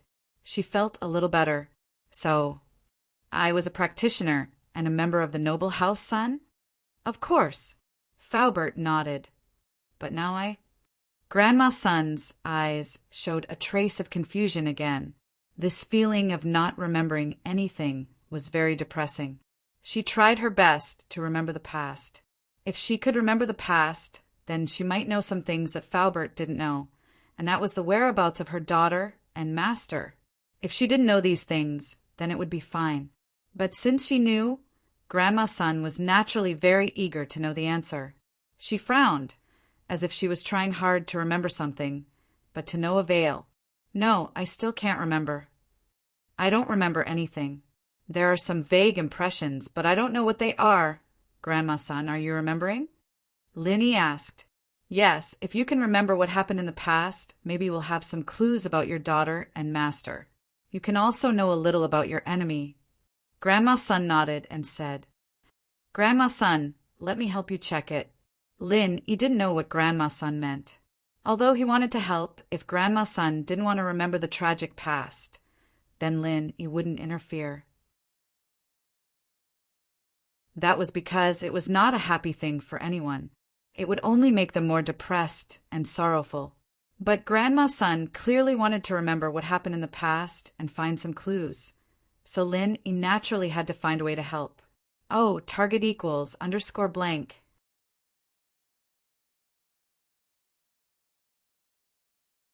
Chapter 1933. Date, October 20th.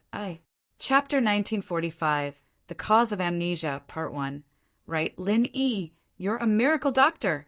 Faubert was happy when he heard that Lin-E wanted to help. Yes, Mr. Lin is a miracle doctor. I had a stroke with crooked mouth and eyes and rheumatism on my leg. But miracle doctor Lin cured me instantly. Grandma Sun was full of confidence when she remembered that Lin-E also cured her illness. I can only check whether it can be cured or not. I'll try my best. When Lin-E cured Grandma Sun's crooked mouth and leg, he didn't check on Grandma Sun's other physical conditions. After all, time was limited and Lin-Yi's goal was to cure Grandma Sun's crooked mouth and leg and then frame Jiningjun. Okay, what do you need me to do? Grandma Sun asked quickly. Grandma Sun, just sit on the sofa and stretch out your hands. I'll check your pulse. Lin-E could use his pure energy to check other people's body condition, so Grandma Sun didn't need to do anything. Just relax. Okay. Grandma Sun nodded and sat next to Lin-E on the sofa and stretched out her hands. Lin-E grabbed Grandma Sun's meridians and started to check her body condition with his pure energy. However, as soon as he started, his pure energy was blocked. Lin-E found that most of Grandma Sun's meridians were destroyed and the rest were blocked by blood clots. Although it wasn't as serious as Yang Huaijuan, it was impossible for her to become a practitioner and practice pure energy. This situation was very similar to Faubert's.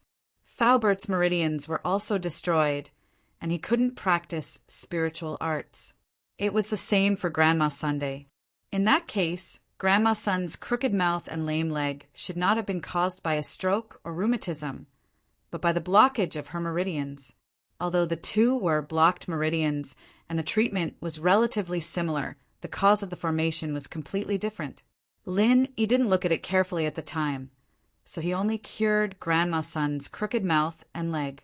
He thought it was caused by a stroke, but now it seemed that it wasn't. However, this was not a problem for Lin-E. Lin-E said to Faubert, Faubert, my silver needles are in my backpack at school. Go out and find a pharmacy to help me buy another box. Lin-E could use his true qi to repair the broken meridians, but for the blood clots that had accumulated for many years, he would have to use silver needles to remove them. Because the blood clots were already necrotic, it was impossible to use true qi to remove them. Okay, I'll go now. Faubert quickly stood up and quickly ran out of the villa to buy silver needles. As for Lin-E, he began to use his true qi to repair Grandma Sun's damaged meridians. Lin-E was very familiar with repairing meridians. Grandma Sun didn't know how Lin-E treated her, but she felt a warm and comfortable feeling throughout her body, as if her whole body was restored to life. Even Meng Yao and Yu Shu noticed the changes in Grandma Sun, because Grandma Sun's face was changing at a speed visible to the naked eye. The wrinkles from before were gone, and what replaced it was a smooth face. Grandma Sun seemed to be a few years younger in just a short period of time. Regarding this change, Lin-E didn't find it strange. Grandma Sun's meridians were blocked, and naturally it had a serious impact on the metabolism of the human body. After repairing, it was normal for her to look radiant. Just like when Faubert's meridians were repaired by Lin Yi, he also seemed to be a few years younger. It was just helping Grandma Sun to repair her meridians, not increasing her strength. So Lin Yi was very familiar with it. Now that Lin Yi had practiced the second stage of the art of dragon mastery, it was a piece of cake for him to practice the first stage of the art of dragon mastery. His speed was also a lot faster than before, so very quickly, Grandma Sun's damaged meridians were repaired by Lin Yi. Of course, Lin Yi didn't touch Grandma Sun's head yet. From Lin Yi's point of view, since Grandma Sun had lost her memory, then her head must have suffered some degree of injury, and the structure of the head was one of the most complicated parts of the human body. So Lin Yi had to wait for Faubert to buy the silver needles before he went to check and treat her. Very quickly, Faubert ran back. He didn't drive, he ran completely on foot. Although the pharmacy wasn't too far from the district, it was still 2 kilometers from the villa area. Plus, Faubert wasn't familiar with the road. To be able to come back in such a short time, it was obvious that he ran like crazy. He was very concerned about Grandma Sun's condition. Seeing Faubert sweating, Grandma Sun felt a burst of warmth in her heart. This man, it seemed like he loved her very much. Otherwise, as a practitioner, no matter how fast he ran, he wouldn't sweat so much. This sweat was obviously from anxiety. Little E, I don't have any silver needles. These are ordinary silver-coated needles. Do you think they'll work? Faubert took out a set of silver needles and placed it on the coffee table in front of Lin Yi and said, "If it doesn't work, I'll drive to a big pharmacy to buy more." Nowadays, there were fewer and fewer people who bought this kind of acupuncture equipment. The price of silver needles was very expensive. Normal pharmacies wouldn't buy them. Silver-coated needles were already very good. But in Lin Yi's eyes, this thing was just a tool. The key was the use of qi, so the material didn't matter. "Okay, I'll take this." Lin Yi nodded, opened the needle box, took out a few silver needles, and casually inserted them into Grandma Sun's body. But everyone present knew that it wasn't casual, but Lin Yi's technique was too brilliant. It had reached the level of flowing water. With the improvement of his strength, the use of silver needles with qi, Lin Yi didn't have the initial feeling of difficulty.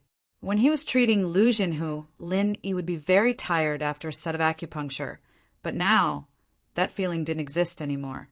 "Grandma Sun, don't think about anything now. I'll help you check the injury on your head." Lin Yi said, "Okay."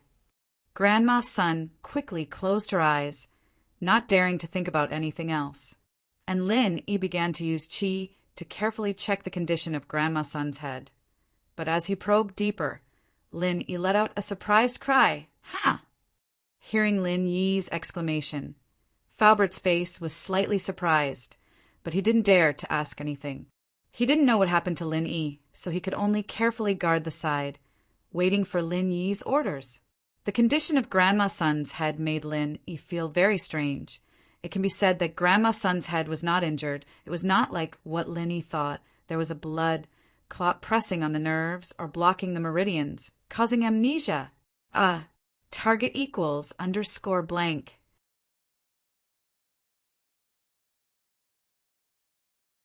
Chapter 1934. Date, October 20th, Chapter 1946. The Cause of Amnesia, Part 2. Instead, in Grandma Sun's head, there was a strange ball of qi that was wrapping around a part of Grandma Sun's brain. This was the first time Lin Yi had seen something like this. Could it be that the qi had affected Grandma Sun's memory? However, under Lin Yi's investigation, although the qi was strange, it didn't seem to have any evil intentions. It didn't seem like it was purposely set up by a master, but it seemed to have naturally appeared. It was very comfortable in Grandma Sun's head, and there wasn't a single trace of repulsion. However, without being completely sure, Lin Yi didn't dare to touch the qi. After all, it was quite difficult for Lin Yi to force the fire qi out of Grandma Sun's head. Using the same method to force the qi out of Grandma Sun's head would be quite difficult. Moreover, the qi wasn't in Lin Yi's body, it was in Grandma Sun's body. This could lead to unpredictable dangers. Grandma Sun, there's a ball of qi in your head. It seems that it is wrapping around a part of your memory, but this situation is very strange. This is the first time I've seen something like this, so I need to think about it and do some research. Lin Yi said, I'll clear the blood in your body today. Okay. Grandma Sun agreed without hesitation. On the other hand, Faubert's face turned pale. He knew Lin Yi's methods. If even Lin Yi said it was difficult, then it must be very difficult. However, Faubert didn't say much. He could only hope that Lin Yi could find a good way. Clearing the blood in Grandma Sun's body was much easier. After Lin Yi finished the acupuncture, he began to infuse qi into the needles to break the blood in Grandma Sun's meridians. This way, the blood could flow out through the needles. Sure enough, after half an hour, every needle on Grandma Sun's body was wrapped in a layer of black substance. It was obviously the poison in her body, even though Faubert and Grandma Sun knew that Lin Yi was a miracle doctor. They were amazed by the situation. Silver needle detoxification. Shield Bro is amazing. Yushu looked at the filth on the needle curiously. Shield Bro, do I have some kind of poison in my body? Like fire poison? Maybe you can help me purge it? Shu, don't mess around. Don't disturb Lin Yi. Meng Yao was worried that Yushu would disturb Lin Yi. Don't worry, it's over. Lin Yi pinched the last needle and released it. He smiled at Xiao Shu. You're not sick. Why are you queuing? Oh, just in case. Shield Bro, can you help her check again? You can take off her clothes. Yushu said. Meng Yao was speechless. Why did you have to come up with so many excuses if you wanted to take off your clothes for Lin Yi? Check my body? You don't have to take off your clothes. Just stretch out your hand and let me see. Lin Yi had no choice but to say. Okay. Yushu stretched out her hand. Lin Yi checked Yushu's pulse and shook his head. Shu, you are very healthy. You're not sick at all. I see. I don't need to purge the poison. Yushu said disappointedly. No need. Lin Yi checked Yushu and turned to look at the silver needles on Grandma Sunday. He felt that it was about time. Lin Yi quickly put away the needles and said, Grandma Sun, you can take a shower. You should be covered in filth. Okay. Grandma Sun also felt that her body was sticky and uncomfortable, so she quickly nodded. I'll help you rub. Faubert said subconsciously. This. Grandma Sun's face immediately turned red. Although she already knew that Uncle Fu was her husband, she still couldn't accept it for a while. Sorry, I didn't mean anything else. Faubert also realized that he was a little impatient. He really wanted to help. He didn't have any other thoughts. Grandma Sun didn't say anything. She quickly went back to her room to take a shower. Thank you so much. Uncle Fu said from the bottom of his heart. Faubert, we're family. But I still don't know what's going on with the qi in Grandma Sun's head. I'll go back to my room and ask. Lin Yi said he wanted to ask Zhao Yazi. However, he couldn't just expose the secret. He couldn't just sit on the sofa for a while without making a phone call. Okay. Go and ask. Faubert said quickly. After saying it, he felt that he was too anxious. He suddenly felt a little embarrassed. I'm a little too anxious. It's nothing. I'll go and call now. Lin Yi smiled. He understood Faubert's feelings. Back in the room, Lin Yi didn't delay. He went directly into the jade space and said to Zhao Yazi, Zhao Lao, I encountered a strange phenomenon today. Lin Yi told Zhao Yazi about Grandma Sun's situation. Oh, there's qi in her mind. But this qi doesn't have any evil intentions? And she lost her memory? After listening to Lin Yi's words, Zhao Yazi repeated Lin Yi's words. Then he said, Your situation, although I haven't encountered it before, I can make some guesses. What guess? Lin Yi asked quickly. As you said, she was a cultivator before she was injured and lost her memory. Then, that qi is very likely to be produced by her. Jiao Yazi said. Produced by herself? What does that mean? That is to say, Grandma's son lost her memory? Lin Yi asked curiously.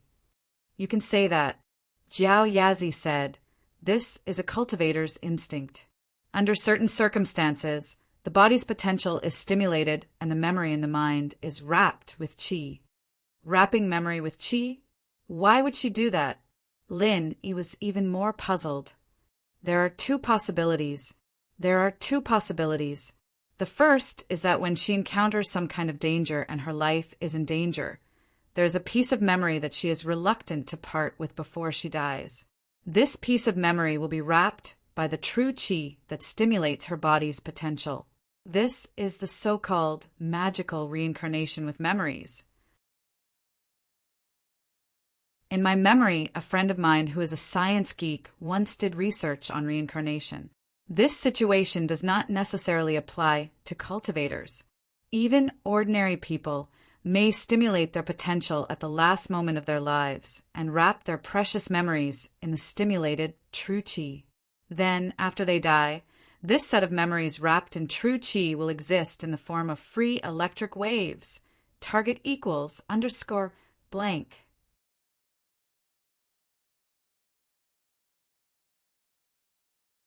Chapter 1935. Date, October 20th. Chap. 1947 is thoughtful.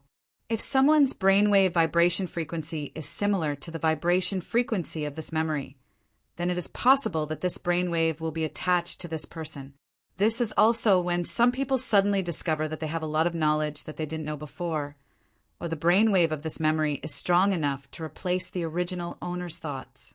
This is the legendary possession. Of course, this brainwave can also travel back to the past or to another world. This is the so-called rebirth and transmigration. Jiao Yazi said, 7 by 24 hours of continuous updates of pure TXT handwritten novels. Ugh. Elder Jiao, I don't want to transmigrate yet, and I don't want to be reborn. Can you talk about the second possibility first?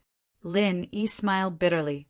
There really were scientists who wanted to research reincarnation. Then this scientist must be a great person. Haha, I'm just saying. It's impossible for you to transmigrate and be reborn. Do you think it's that easy? Even my scientist friend hasn't found a specific method to do it. Jiao Lao shook his head and said, The second possibility I'm talking about is that her family was destroyed. This is a sad past. She couldn't believe what happened in front of her, and she didn't want to believe it. So she wrapped this sad memory with her zhenqi, causing her to lose her memory. Obviously, this is the second possibility, Jiao Yazi said. And this possibility is quite common. It's not just her.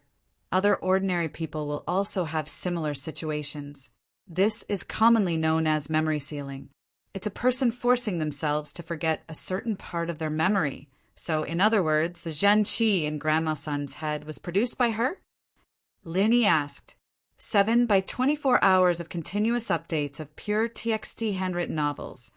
I'm not sure about this, but since your art of dragon mastery can convert zhenqi into universal zhenqi, you just need to let her produce a bit of zhenqi and compare it with the zhenqi in her head. Jiao Yazi said, The key is that she lost her memory. She doesn't remember practicing at all. Although her meridians are repaired, she doesn't remember the mantra. It's impossible for me to help her recover her strength. Lin Yi smiled bitterly. I see. Then there's nothing I can do. Ask Li Fu if he knows, or if anyone else knows. Jiao Yazi shook his head and said helplessly, Okay, I'll go ask. Lin Yi nodded and walked out of the jade space, quickly returning to the living room. How is it? Faubert saw that Lin Yi came out so quickly, and his heart sank. Was there no news? I asked it might be like this. As he spoke, Lin Yi told Faubert about the second possibility that Jiao Yazi had mentioned. It seemed that this possibility was more likely. Oh, so you mean that Luo Yin sealed her memory? Faubert was surprised. Then, as long as we remove the Zhen Qi from her head, we can recover her memory. In theory, yes, but we're not sure if the Zhen Qi in Grandma Sun's head was generated by herself. Although it doesn't seem to have any bad intentions, there's always a chance. If something happens when we remove the Zhen Qi, the consequences will be unimaginable. Lin Yi smiled bitterly. If there really was a problem with the Zhen Qi, it could even explode. If Grandma Sun's had exploded, even if Lin Yi was the reincarnation of Zhang Liju, he wouldn't be able to do anything. How do we determine it? Uncle Fu was startled and asked in a somewhat puzzled manner. Grandma Sun's practitioner's mantra, do you have it? If you do, you can try to let her practice it again. If the Zhen Qi is the same as the one in her head, then I can confirm it. We can try to guide her to remove it, or when she reaches a certain level, she can refine the Zhen Qi on her own. Lin Yi said, practitioner's mantra. Faubert smiled bitterly and said helplessly, I did have it before, but I didn't bring it with me when I left. Normal people can't practice House Sun's mantra, so I didn't purposely memorize it. House Sun? Does that mean that the practitioner's arts are the same as Grandma Sun's? Lin Yi's eyes suddenly lit up and asked, Yes, you mean? Faubert could more or less guess what Lin Yi meant. Sun Jingyi. Lin Yi nodded and said, She also practices House Sun's mantra. I just need to ask her for the mantra. Well, there's no need to go through so much trouble. I'll just check what her Zhen Qi is like. That's great.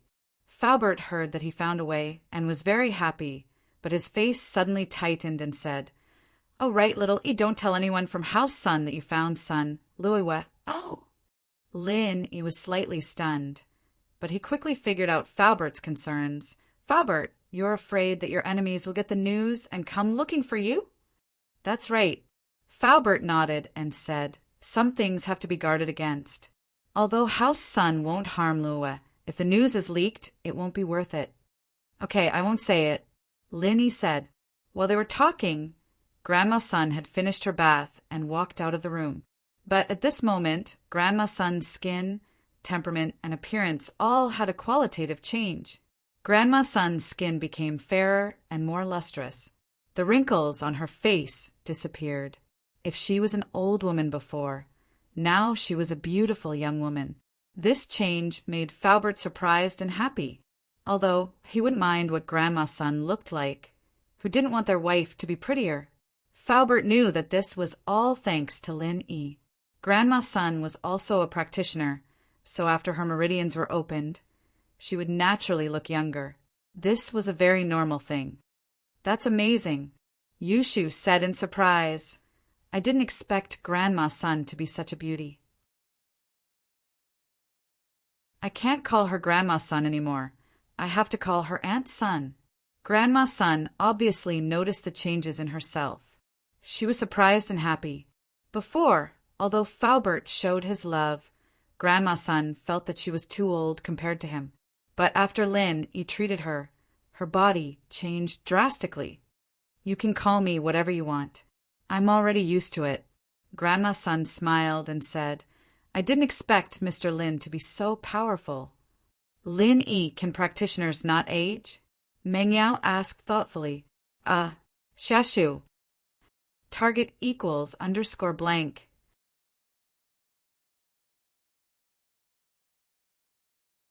Chapter 1936. Date, October 20th, Chapter 1948. Speechless, not bad. Golden Class Masters can extend their lifespan. Mystic Class Masters can slow down the aging process. Earth Class Masters can slow down the aging process.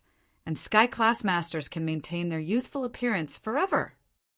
Lin, he said, the moment you break through to Sky Class, your appearance will never change again. What happens after Sky Class? Yushu suddenly asked. Please remember, I don't know. Lin, he shook his head. Meng Yao nodded thoughtfully. So, Tang Yin and Xiao Xiao wouldn't age at all? Meng Yao looked at Lin Yi and suddenly had the urge to become a practitioner. She wanted to become a Sky Class Master too. But she also knew that some things could only be found by chance. It wasn't something she could get just because she wanted to. Otherwise, everyone would be a practitioner. Let's stop here for today's treatment. Tomorrow, I'll contact Sun Jingyi and check on her qi. Then check on Grandma Sun's qi, Linny said. Faubert, it's getting late. You and Grandma Sun should rest early too. Meng Yao and Yushu went upstairs, and Linny went back to his room, leaving only Faubert and Grandma Sun in the living room. Faubert felt a little awkward. I'll stay in the guest room. No need. Since we are husband and wife, let's stay together. You can also tell me about the past. Grandma Sun hesitated and said shyly, Okay. Faubert wasn't in a hurry to do anything, but he was very excited about Grandma Sun's acceptance. He quickly nodded happily. Seeing Faubert act like a child, Grandma Sun shook her head helplessly. But at the same time, she felt warm in her heart. The next morning, Faubert and Grandma Sun woke up early with a light smile on their faces. Although Grandma Sun hadn't recovered her memories yet, it was obvious that she had accepted Faubert. HNHNNT / the two were busy preparing breakfast in the kitchen, and Lin Yi, Meng Yao, and Yushu smiled as they watched them. Faubert is so happy. It's the first time I've seen him so happy. Yushu's impression of Li Fu was that he was a serious man, not a single hair out of place, even when he'd been staying in the villa and preparing breakfast for them in the mornings. He'd never looked this serious. He'd never smiled like this before. Uncle Fu found his wife, but where's my mom? Meng Yao's eyes were filled with a sense of loss and loss. Yao Yao, does Uncle Chu not know about your mom? Lin Yi asked. Daddy. He knows, but he won't tell me. He said, I'm still young. Some things are better left unknown. Meng Yao shook her head. Lin Yi paused. Could there be some sort of secret behind all this? But since Pingzhan didn't want to talk about it, he didn't say much. Every family had their own. Maybe something unexpected happened. After breakfast, Lin Yi, Meng Yao, and Yushu left the villa, ready to drive to school. Coincidentally, the siblings from the villa next door came out as well, obviously going to school as well. What a coincidence! You guys are going to school too. Han Jingjing greeted Lin Yi and the others. Yeah, you guys are going too? Lin Yi nodded. Lin Yi was very indifferent to people he wasn't familiar with, especially when Han Jingjing's background made Lin Yi suspicious. So naturally, he didn't have a good tone. I see. Why don't we get a ride with you guys? Han Jingjing suddenly said. My brother, and I don't know where the buildings for economics and biology are. You guys are from those two departments. Sure, let's go together then. Meng Yao answered before Lin Yi could even reply.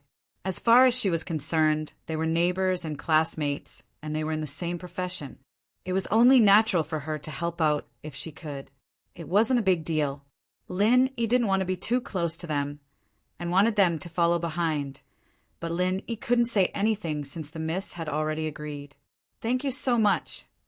Han Jingjing and her brother got in the car and sat in the back with Meng Yao, while Yushu sat in the front passenger seat. Lin Yi started the car and drove to school. It wasn't far from here, so they arrived in no time.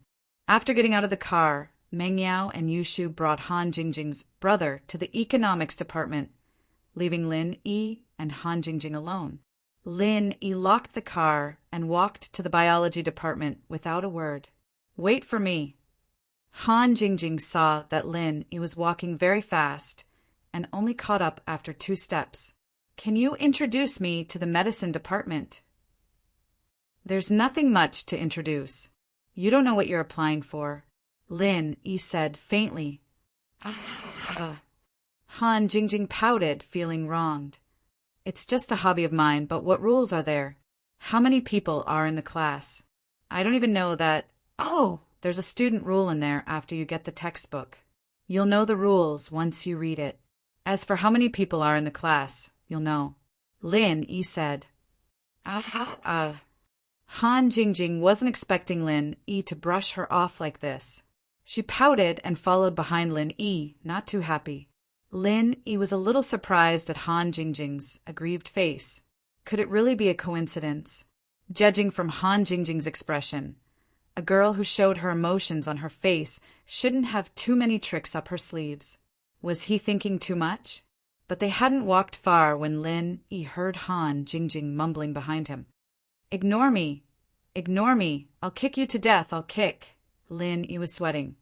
Wasn't this girl's temper a little too bad? She'd kick him to death if he ignored her, and Lin Yi didn't even get to hear more before he heard a scream. He turned to see Han Jingjing kicking a wooden stump, not expecting it to be so sturdy. Han Jingjing lost her balance and fell backwards. Hitting her head on the ground with a thud, Lin Yi's eyes widened in shock. This girl, wasn't she a little too fierce? Falling backwards after kicking a wooden stump? Are you all right? Lin Yi walked over helplessly and asked, but he saw Han Jingjing biting her lip. Tears were swirling in her eyes as if they were about to flow out, and her hand was covering the back of her head. She was as pitiful as she could be. I don't need you to care about me even if I'm dead. Woo! Han Jingjing suddenly cried, making Lin Yi speechless for a while. Did she change her face just like that? She wanted to kick me to death just now, and now she doesn't need to care? Target equals _blank.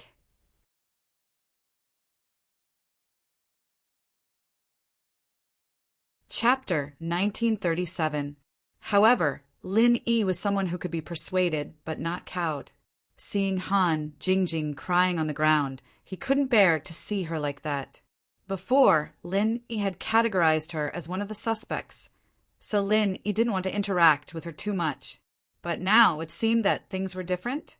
This Han Jingjing didn't seem to have any ulterior motives. On the contrary, her brain seemed to be missing a chord. All right, stop crying. Let me see how your head is. Lin Yi bent down and carefully moved Han Jingjing's hand away. He saw that the back of Han Jingjing's head was already swollen. He thought to himself, thank goodness this girl is young. If she was older, wouldn't she have a cerebral hemorrhage? Woo! It hurts. Han Jingjing's face was wet with tears. She was as miserable as she could be. At this time, many students looked over. After all, they were very curious. What was a girl crying on the ground for? There were also some students who didn't know and had a lot of imagination. They started to think and scold Lin Yi. See that? This guy must have cheated on her and got found out by his girlfriend. Look at how pitiful his girlfriend is. This guy's eyes are really all the way to the soles of his shoes. Such a beautiful girlfriend. I'll definitely treasure her and worship her. Look at how he made her cry. Another guy said with righteous indignation. Although Lin Yi was far away, he was still in Earth class. His eyes and ears were naturally better than normal people. He heard the conversation clearly and was speechless. Lin Yi had to admit that Han Jingjing was a beauty. Her round face and big eyes made her look like a porcelain doll. This kind of beauty wasn't like the Miss Classic beauty, nor was it like Yushu's pure and playful beauty. It was more like a little Lolita's. Especially now, when she was crying pitifully, it made people feel sympathetic. Therefore, the comments on this side were almost one-sided in favor of Han Jingjing, and Lin Yi became the heartless villain. Although Lin Yi didn't care about all this, it would be troublesome if his nonsense reached the Miss ears. Lin Yi had no choice but to deal with it quickly. He reached out and touched the big bump on Han Jingjing's head, quickly channeling the art of dragon mastery to heal it. All right, stand up, let's go. Lin Yi said after curing Han Jingjing. It doesn't hurt anymore. Han Jingjing touched the back of her head and realized that the bulge was gone. She looked at Lin Yi in surprise and said, "Wow, you're amazing. How did you do it? Can you teach me?" Lin Yi frowned. Only now did he realize that he was a little reckless in a moment of desperation. He used pure energy to treat a neighbor he just met, and this neighbor was a curious baby, seemingly wanting to get to the bottom of it. We'll talk about it later. Let's go to the classroom now. There are people watching. Lin Yi said, "Okay." Han Jingjing patted the dust on her pants and followed Lin Yi happily. What's going on? Han Jingjing had been crying nonstop a moment ago, but now she was smiling all of a sudden, leaving with Lin Yi as if nothing had happened. The onlookers didn't know what was going on. I know. That girl must have asked for something too much with her boyfriend. The boyfriend didn't agree, so she cried, and then when the boyfriend agreed, she smiled. A bystander said, "Ah, that seems to be the case. Could it be that she wanted to buy some cosmetics or clothes, and the boyfriend didn't buy it for her?" Another bystander nodded. "It's very likely." Another person also echoed, but no matter what, the people involved had left and they also dispersed.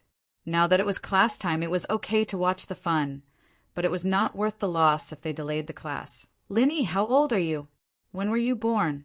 Why are you so powerful?" Han Jingjing asked like a curious baby. "I don't know," said Lin Yi. He was also telling the truth. How would Lin Yi know when he was born? Would orphans know? Ah, how is it possible?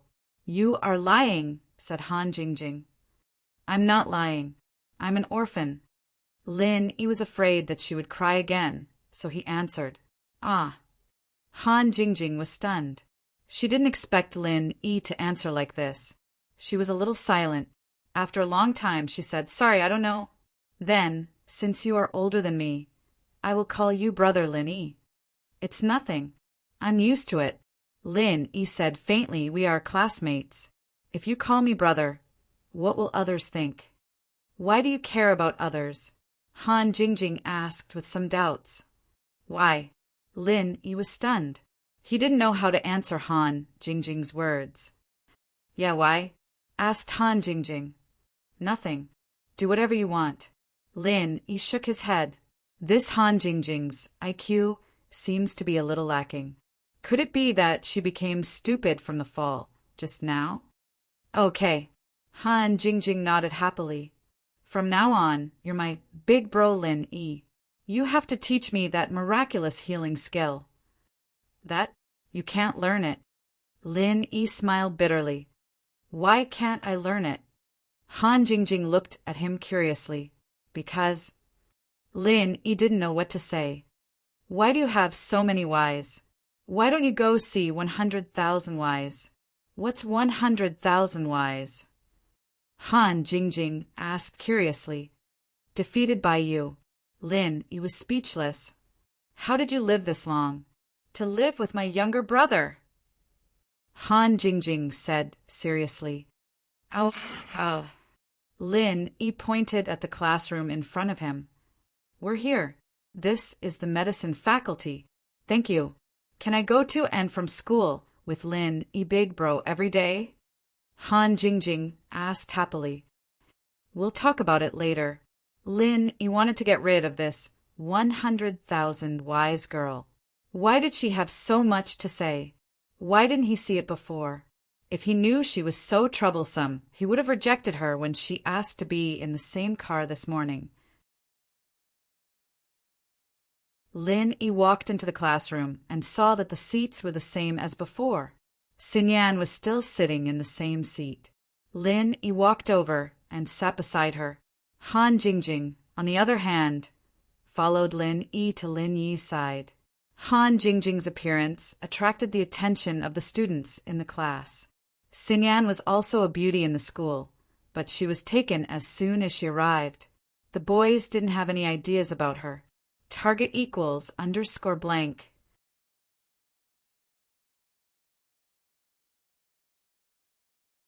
Chapter 1938. But Han Jingjing was different. A beauty like her attracted the attention of all the bachelors. Even Yu Coiling Tiger took a few more glances at her. But Han Jingjing seemed to have come with Lin Yi. Why else would she be standing next to Lin Yi's seat? "What else do you want?" Lin Yi frowned as he looked at Han Jingjing. "Where should I sit?" Han Jingjing asked. "Anywhere you want. Aren't there a lot of empty seats here?" Lin Yi pointed at the empty seats around him. "Then can I sit next to you, big brother Lin Yi?" Han Jingjing looked at Lin Yi with a pitiful look. There's no space next to me. Can you sit in the aisle? Lin Yi rejected Han Jingjing's request immediately. He wouldn't be able to go to class if he agreed to it. Lin Yi wouldn't be able to do anything else either. Let this big sister sit there, and you sit in the middle. Wouldn't I be able to sit next to you then? Han Jingjing's logic wasn't wrong. No, Lin Yi didn't wait for Xin Yan to say anything. Han Jingjing still wanted to say something, but Boss Bai walked into the classroom with a textbook in his hand. Han Jingjing had no choice but to find a random seat and sit down, a little depressed. Xin Yan looked at Han Jingjing curiously, then at Lin Yi. She wanted to ask something, but didn't want Lin Yi to think that she was being nosy. Han Jingjing's here already? The moment Boss Bai entered the classroom, he saw Han Jingjing. He nodded to her and said, "Let me introduce her to you. This is Han Jingjing, the second female student of our medicine major. She was delayed by something before and only came to school today." Something to attend to before? Was she trying to avoid military training? Some of the students in the classroom couldn't help but think of Han Jingjing, a delicate beauty. It wasn't a big deal to run away. Therefore, after Boss Bai's introduction, there was a warm applause in the class. Obviously, these boys expressed their warm welcome to Han Jingjing. All right, that's all for the introductions. Let's get ready for class. Boss Bai knocked on the podium and said, "Our major is special. Other majors usually don't have specialized courses in the freshman year, but ours is different. We have specialized courses from the freshman year, and they take up a large proportion. Of course, all the professional courses will be taught by me alone." Hearing Boss Bai's words, everyone was not too surprised because after the military training, the timetable was distributed by Wei Tuo, and everyone knew the curriculum of the first semester of the freshman year. 7 by 24 hours of continuous updates, pure handmade TXT novels. Today was Boss Bai's first class, so he didn't go straight to the main subject. Instead, he talked about what the students in the medical major had to learn in the 4 years of university, what they had to master, and what they would achieve after they graduated from this major. However, to everyone's surprise, many core researchers of large pharmaceutical companies had graduated from Boss Bai's school, which made all the students present feel a sense of respect for Boss Bai. No wonder the seniors and their families insisted that they apply for this school. Most of the students here, except for those who loved medicinal herbs, were from families related to medicine. Their families either owned pharmaceutical factories or pharmaceutical companies, or engaged in the research and development of health products, or set up traditional Chinese medicine hospitals. Therefore, they sent the children of their relatives and friends here to study. They wanted to learn some real skills so that they could contribute to their family's business when they went back. Lin Yi, that Han Jingjing. Xin Yan couldn't help but ask Lin Yi during the break. "She's my neighbor. She forced me to bring her to class this morning." Lin Yi smiled bitterly. "I think there's something wrong with her IQ. Why is she acting so dumb?" A neighbor. Xin Yan felt a little sour in her heart. Something she couldn't quite put her finger on. It was a very strange feeling, one that she'd never felt before. Yeah. Lin Yi was just about to say something when he saw Han Jingjing walking over. "What do you want this time?" "Big bro Lin Yi, where's the washroom?" I want to go." Han Jingjing blushed. Can't you go look for it?" Lin Yi's face darkened. Why did this Han Jingjing look like she hadn't seen much of the world? Why didn't she know anything? Judging from her ability to buy a villa, she couldn't be the young miss of some big family, could she?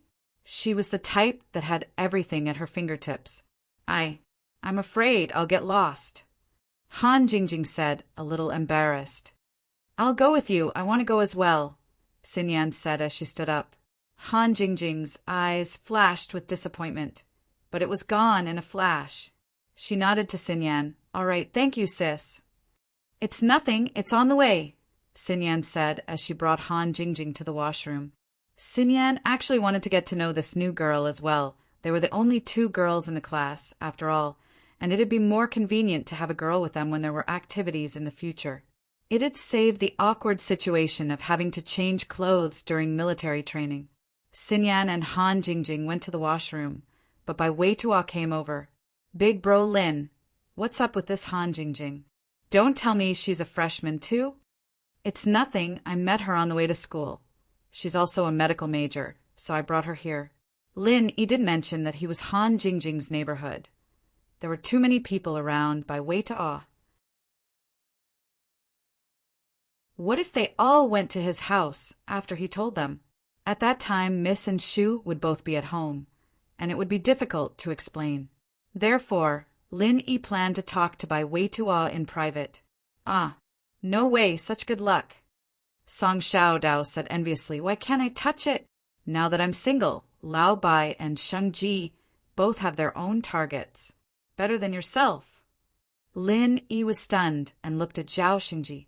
Lin Yi knew that Bai Weitua was pursuing Himeiwa, but he didn't know why Zhao Xingji also had a target.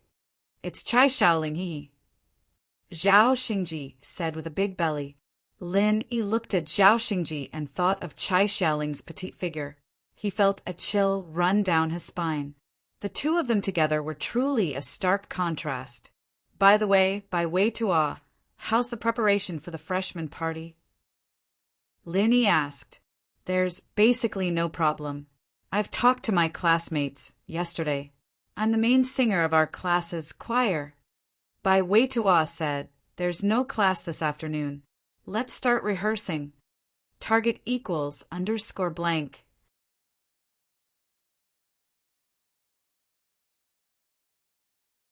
Chapter 1939. Date, October 20th, Chapter 1951. What should I do? That's good. Since you agreed to compete with that Zhang Duopan, you have to show your true abilities. If you lose, you won't be able to explain it to Himeiwa. Lin Yi cared a lot about Bai Weitua, but there wasn't much Lin Yi could do to help with the performance. "I know, don't worry. That Zhang Duopan clearly doesn't have any artistic cells in him. I'm confident I can beat him," Bai Weitua said confidently. "But don't underestimate him. That kid is a bit devious." Lin Yi said. He could tell from the incident in the cafeteria that Zhang Duopan was a cunning person. It wasn't long before Xinyan and Han Jingjing came back from the washroom. The two seemed to have gotten to know each other a little better, but Xinyan didn't invite Han Jingjing to sit with her. Perhaps she didn't want to ruin the peace and tranquility she had with Lin Yi in class. Xinyan was already used to sharing a table with Lin Yi, and it gave her a sense of security. It was as if everything was supposed to be like this. Xinyan didn't want anyone else to get involved and ruin the peace that they didn't know how long it would last. He heard that Zhao Long was studying for a doctorate in medicine at Donghai Industry University, and he was here to create an opportunity for him to interact with Zhao Long. If Zhao Long were to appear, this peace would be broken. At noon, Lin Yi sent a text to the miss, telling her that he was going back to Songshan to see Sun Jingyi. He wanted to see her practitioner's arts and pure qi, and compare it with the pure qi in Grandma Sun's head. The miss agreed without hesitation, but gave Lin Yi a difficult mission.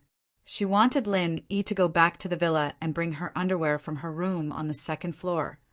Although there were underwear for sale here, some misses were used to wearing underwear and didn't want to change. Lin Yi was speechless. He remembered that the miss didn't even let him go upstairs when he first arrived, but now she even wanted him to bring her underwear. But when did the miss become so bold? Hadn't she always been a reserved person? While Lin Yi was puzzled, Meng Yao was about to explode. "Shu, who told you to do that?" "Oh, didn't Sister Yao Yao say that you're not used to the new lingerie and pajamas you bought? You want to bring all of them from Songshan's house? I saw that Shield Bro was going back, so I asked him to get it." Yushu said confidently. "But he doesn't need to go get it. What if he sees what's in the cabinet?" Meng Yao glared at Yushu, wanting to kick her to death. "In the cupboard? What's that?" Yushu blinked. "You bought it yourself. Don't you know what it is?" Meng Yao said angrily. That spinning stick you bought from the mail order. Why did you have to buy it out of curiosity? Ah. Meng Yao's reminder reminded Yushu abruptly that there was a box in the cabinet with some imitation female products in it. Yushu had bought it online out of curiosity, but realized that it could damage the hymen when she bought it, so she didn't dare try it out. She'd only studied it for a while before tossing it into the cabinet, forgetting about it after that. She didn't expect Meng Yao to remember it, though. What's with the os? Hurry up and text him not to take it. Meng Yao was pissed. But isn't texting us now? What if Shield Bro gets even more curious? Yushu said. Meng Yao thought about it. What if she texted Lin Yi to stop him from getting the underwear? He'd probably think it'd be weird if she stopped him from getting the underwear, and he'd check it out. It'd be like she and Shu were perverts, hiding things from him on purpose. Meng Yao sighed dejectedly at the thought. Forget it. I'll let you explain tonight. Oh, it's fine, I'll explain it. Don't worry, I won't drag Yao Yao down with me. Yushu promised with a pat on her chest. It had nothing to do with me. Meng Yao roared, frustrated. But you studied it too, Yao Yao. You didn't object when I bought it. Yushu said. Then how are you going to explain it? Meng Yao didn't want to dwell on the topic. I told you I wanted to do XX with Shield Bro, but I didn't know how to do it, so I bought one to study and understand the structure, just in case. Yushu said. Whatever you want. Meng Yao was speechless. Yushu had always been tough, and it was best for her to explain. Before he left, he went back to the dorm. The box of American dollars he got from the drug dealer was still in his backpack. He was going to give it to Xiaoka. Although Fatty Lai could support Xiaoka in the construction of the orphanage by waiving some of the construction fees and material fees, the children in the orphanage still needed money. Fatty Lai couldn't provide the money endlessly. After all, Miracle Dr. Guan's medical company needed a lot of money to develop. Lin Yi didn't want to waste his money. After taking the money, Lin Yi called Sun Jingyi. Sun Jingyi was surprised and happy when she received Lin Yi's call. Big thief, why are you calling me? I thought you forgot about me. Sun Jingyi's attitude towards Lin Yi was slowly changing. At first, she had a good impression of Lin Yi, but now she was a little moved. It wasn't until the Noble House meeting that Sun Jingyi realized how strong Lin Yi was. At first, Sun Jingyi was hesitant. She didn't know whether she liked Lin Yi or admired Lin Yi. But after seeing Ling Shan throwing herself at him, Sun Jingyi's competitive heart was touched. If she didn't grab onto such a good man, she wouldn't get another chance like this in the future. And these few days, when Sun Jingyi heard that Ling Shan was going to be transferred to Dongha, she was even more worried. She cursed Ling Shan for being so shameless. Lin Yi's wife just went to Shuegu, and Ling Shan was already in a hurry to get the position. She couldn't let her get her way. After all, she was Lin Yi's lover. It would be easier for her to go from a lover to a wife than an outsider like Ling Shan, right? Sometimes things were just so strange.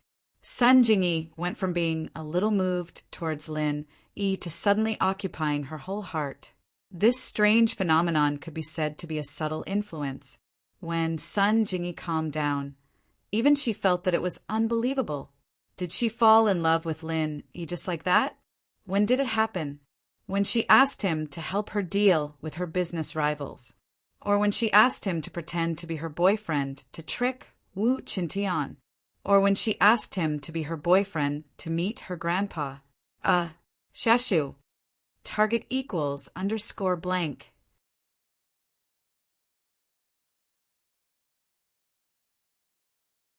Chapter 1940. Date, October 20th, Chapter 1952. The Alliance of the Strong, or was it at the Noble House meeting when Lin Yi showed off his power? Sun Jingyi didn't remember exactly when it started, but she was sure that she had fallen in love with Lin Yi. Otherwise, she wouldn't have been so impulsive when she heard that Ling Shan was going to Dongha. And so, Sun Jingyi decided to discuss it with Qintian. The two of them would go to Dongha as well. She didn't think that Lin Yi would call before Sun Jingyi could find Chintian. You're still at your old place, right? I'll come find you in a bit. Lin Yi said, Ah, you're looking for me? Aren't you in Dongha? Sun Jingyi paused. Yes, but I'll be going back to Songshan later. I have something to talk to you about, Lin Yi said. All right, see you later, Jingyi said, suppressing the joy in her heart as she hung up the phone. Sun Jingyi knew very well that Lin Yi was probably looking for her for some reason. It wasn't just because he missed her, but no matter what, Sun Jingyi was still very happy to see Lin. Lin Yi didn't waste any more time and went straight to the highway. Lin Yi had quite a few things to do in Songshan. Other than checking on Sun Jingyi's chi, he had to send money to Xiaoka, go to Songshan's Songshan First School to see Ziyu and Qinshi, and then he had to get the Miss underwear. 2 hours later, Lin Yi's car stopped at the food street behind Songshan's first school. A trace of confusion flashed through Lin Yi's eyes as he looked at the familiar scenery. It was as if he'd experienced a lot of things with someone important here, but what exactly they were Lin Yi couldn't remember. Frowning, Lin Yi shook his head helplessly, got out of the car, and walked towards the first high school. The guard of the first high school naturally recognized Lin Yi. When he saw Lin Yi enter, he didn't stop him. It was after class, and there were many students on the sports field. This was such a familiar memory. Seeing the familiar sports field, the familiar teaching building, and the familiar cafeteria not far away, Lin Yi couldn't help but sigh with emotion. Student, do you know which class Ziyu and Qinshi are in? Lin Yi asked a random student who looked like he was a freshman. Ah, you don't know. When the student heard Lin Yi's question, he looked at Lin Yi strangely. Are they famous? Lin Yi was also stunned. It was strange that he didn't know. Not very famous, but extremely famous. Ziyu and Qin, she are the prettiest girls in the first year. But Ziyu has a hot personality. Not just anyone would go after her. Only school bully Zhou Raming would go after her. The student started talking excitedly. But compared to Ziyu, Qin, she is more popular. She's the commoner, prettiest girl in school, and she's the target of many boys' fantasies. She's here to replace the commoner, prettiest girl who graduated last year. Commoner, prettiest girl? Lin Yi repeated those 4 words. What a familiar name. He seemed to have heard of it before. HM? Right, are you from our school or not? How come you don't know anything? With that, the student looked at Lin Yi with caution. Let me tell you, we can't even fight for the prettiest girl in our school. If you're from another school, you can pass. Huh, I'm Ziyu's brother. Lin Yi smiled. Ah, so you're Ziyu's brother. Then it's fine, bye. The student looked at Lin Yi, a little awkward. Calling his sister a hot personality in front of Ziyu's brother was something embarrassing. Wait, which class is Ziyu in? Lin Yi asked. Class 5. HM, aren't you her brother? How come you don't know which class she's in? The student looked at Lin Yi suspiciously. Distant relative. Just visiting her on the way. With that, Lin Yi turned and walked towards the school building. Could it be some random excuse made up by Ziyu's pursuer? The student shook his head and ignored him. Ziyu and Qin, she were the prettiest girls in school, but they were too far away from normal boys like them. They couldn't be reached. Lin Yi walked into the school building with familiarity and found his classroom in no time at all. There was a group of people surrounding the classroom, and one of them was holding a bouquet of flowers, as if he was declaring his love for a girl. Ziyu, just say yes. I'm true to you, I really am. The guy was saying mushy words of love. But Lin Yi recognized this guy. Who else could it be but Zhou Ruoming? This guy was showing his love to Ziyu. This made Lin Yi frown. He'd only been gone for a few days, and the Zhou brothers were acting like this again? Didn't he ask Zhou Ruoguang to take care of Ziyu? Why was his brother, Zhou Ruoming, harassing Ziyu himself? Did this family want to die? But from the looks of it, Zhou Ruoming didn't do anything overboard, so Lin Yi decided to wait and see. Ziyu had been really annoyed these past few days. When Zhou Ruoming wrote her love letters, she didn't even look at them before throwing them away. He asked her out to eat a few times, but she rejected all of them. Who would have thought that Zhou Ruoming would be standing in front of the classroom with a bouquet of flowers? Zhou Ruoming, are you done? Didn't I tell you that my brother is really strong? If you keep bothering me, I'll tell him to break your third leg. Ziyu put her hands on her waist and glared at Zhou Ruoming. The surrounding students were speechless. She was the hot school beauty, after all, so fierce. Breaking someone's third leg with just one sentence. My brother's really strong too. That's even better. We're a strong team. Zhou Ruoming grinned. Ziyu frowned. It seemed like this guy wasn't going to let it go if she didn't do something drastic. You know the boss of the North District, Guangbro, right? Ziyu didn't want to mention these gangsters at first, since she'd promised Lin Yi that she'd study hard. She hadn't been fighting anyone with a knife in this period of time, but she didn't expect that they'd come looking for trouble instead.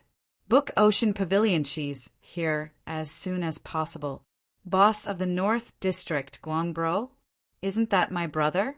He's called Zhou Ruoguang, and I'm Zhou Ruoming. Your brother wouldn't be my brother, would he? Zhou Ruoming grinned. Could it be that Ziyu's brother was her god-brother? That was even better. Now that they were together, they'd be even closer. It wasn't that Lin Yi left, but Zhou Ruoguang didn't think that Zhou Ruoming and Ziyu would have anything to do with each other. He didn't know that Ziyu would come to Songshan's first school. Target equals _blank. That you're tuning in to the Thunder Spear YouTube channel. Don't forget to subscribe and join us on this journey to catch the most captivating stories.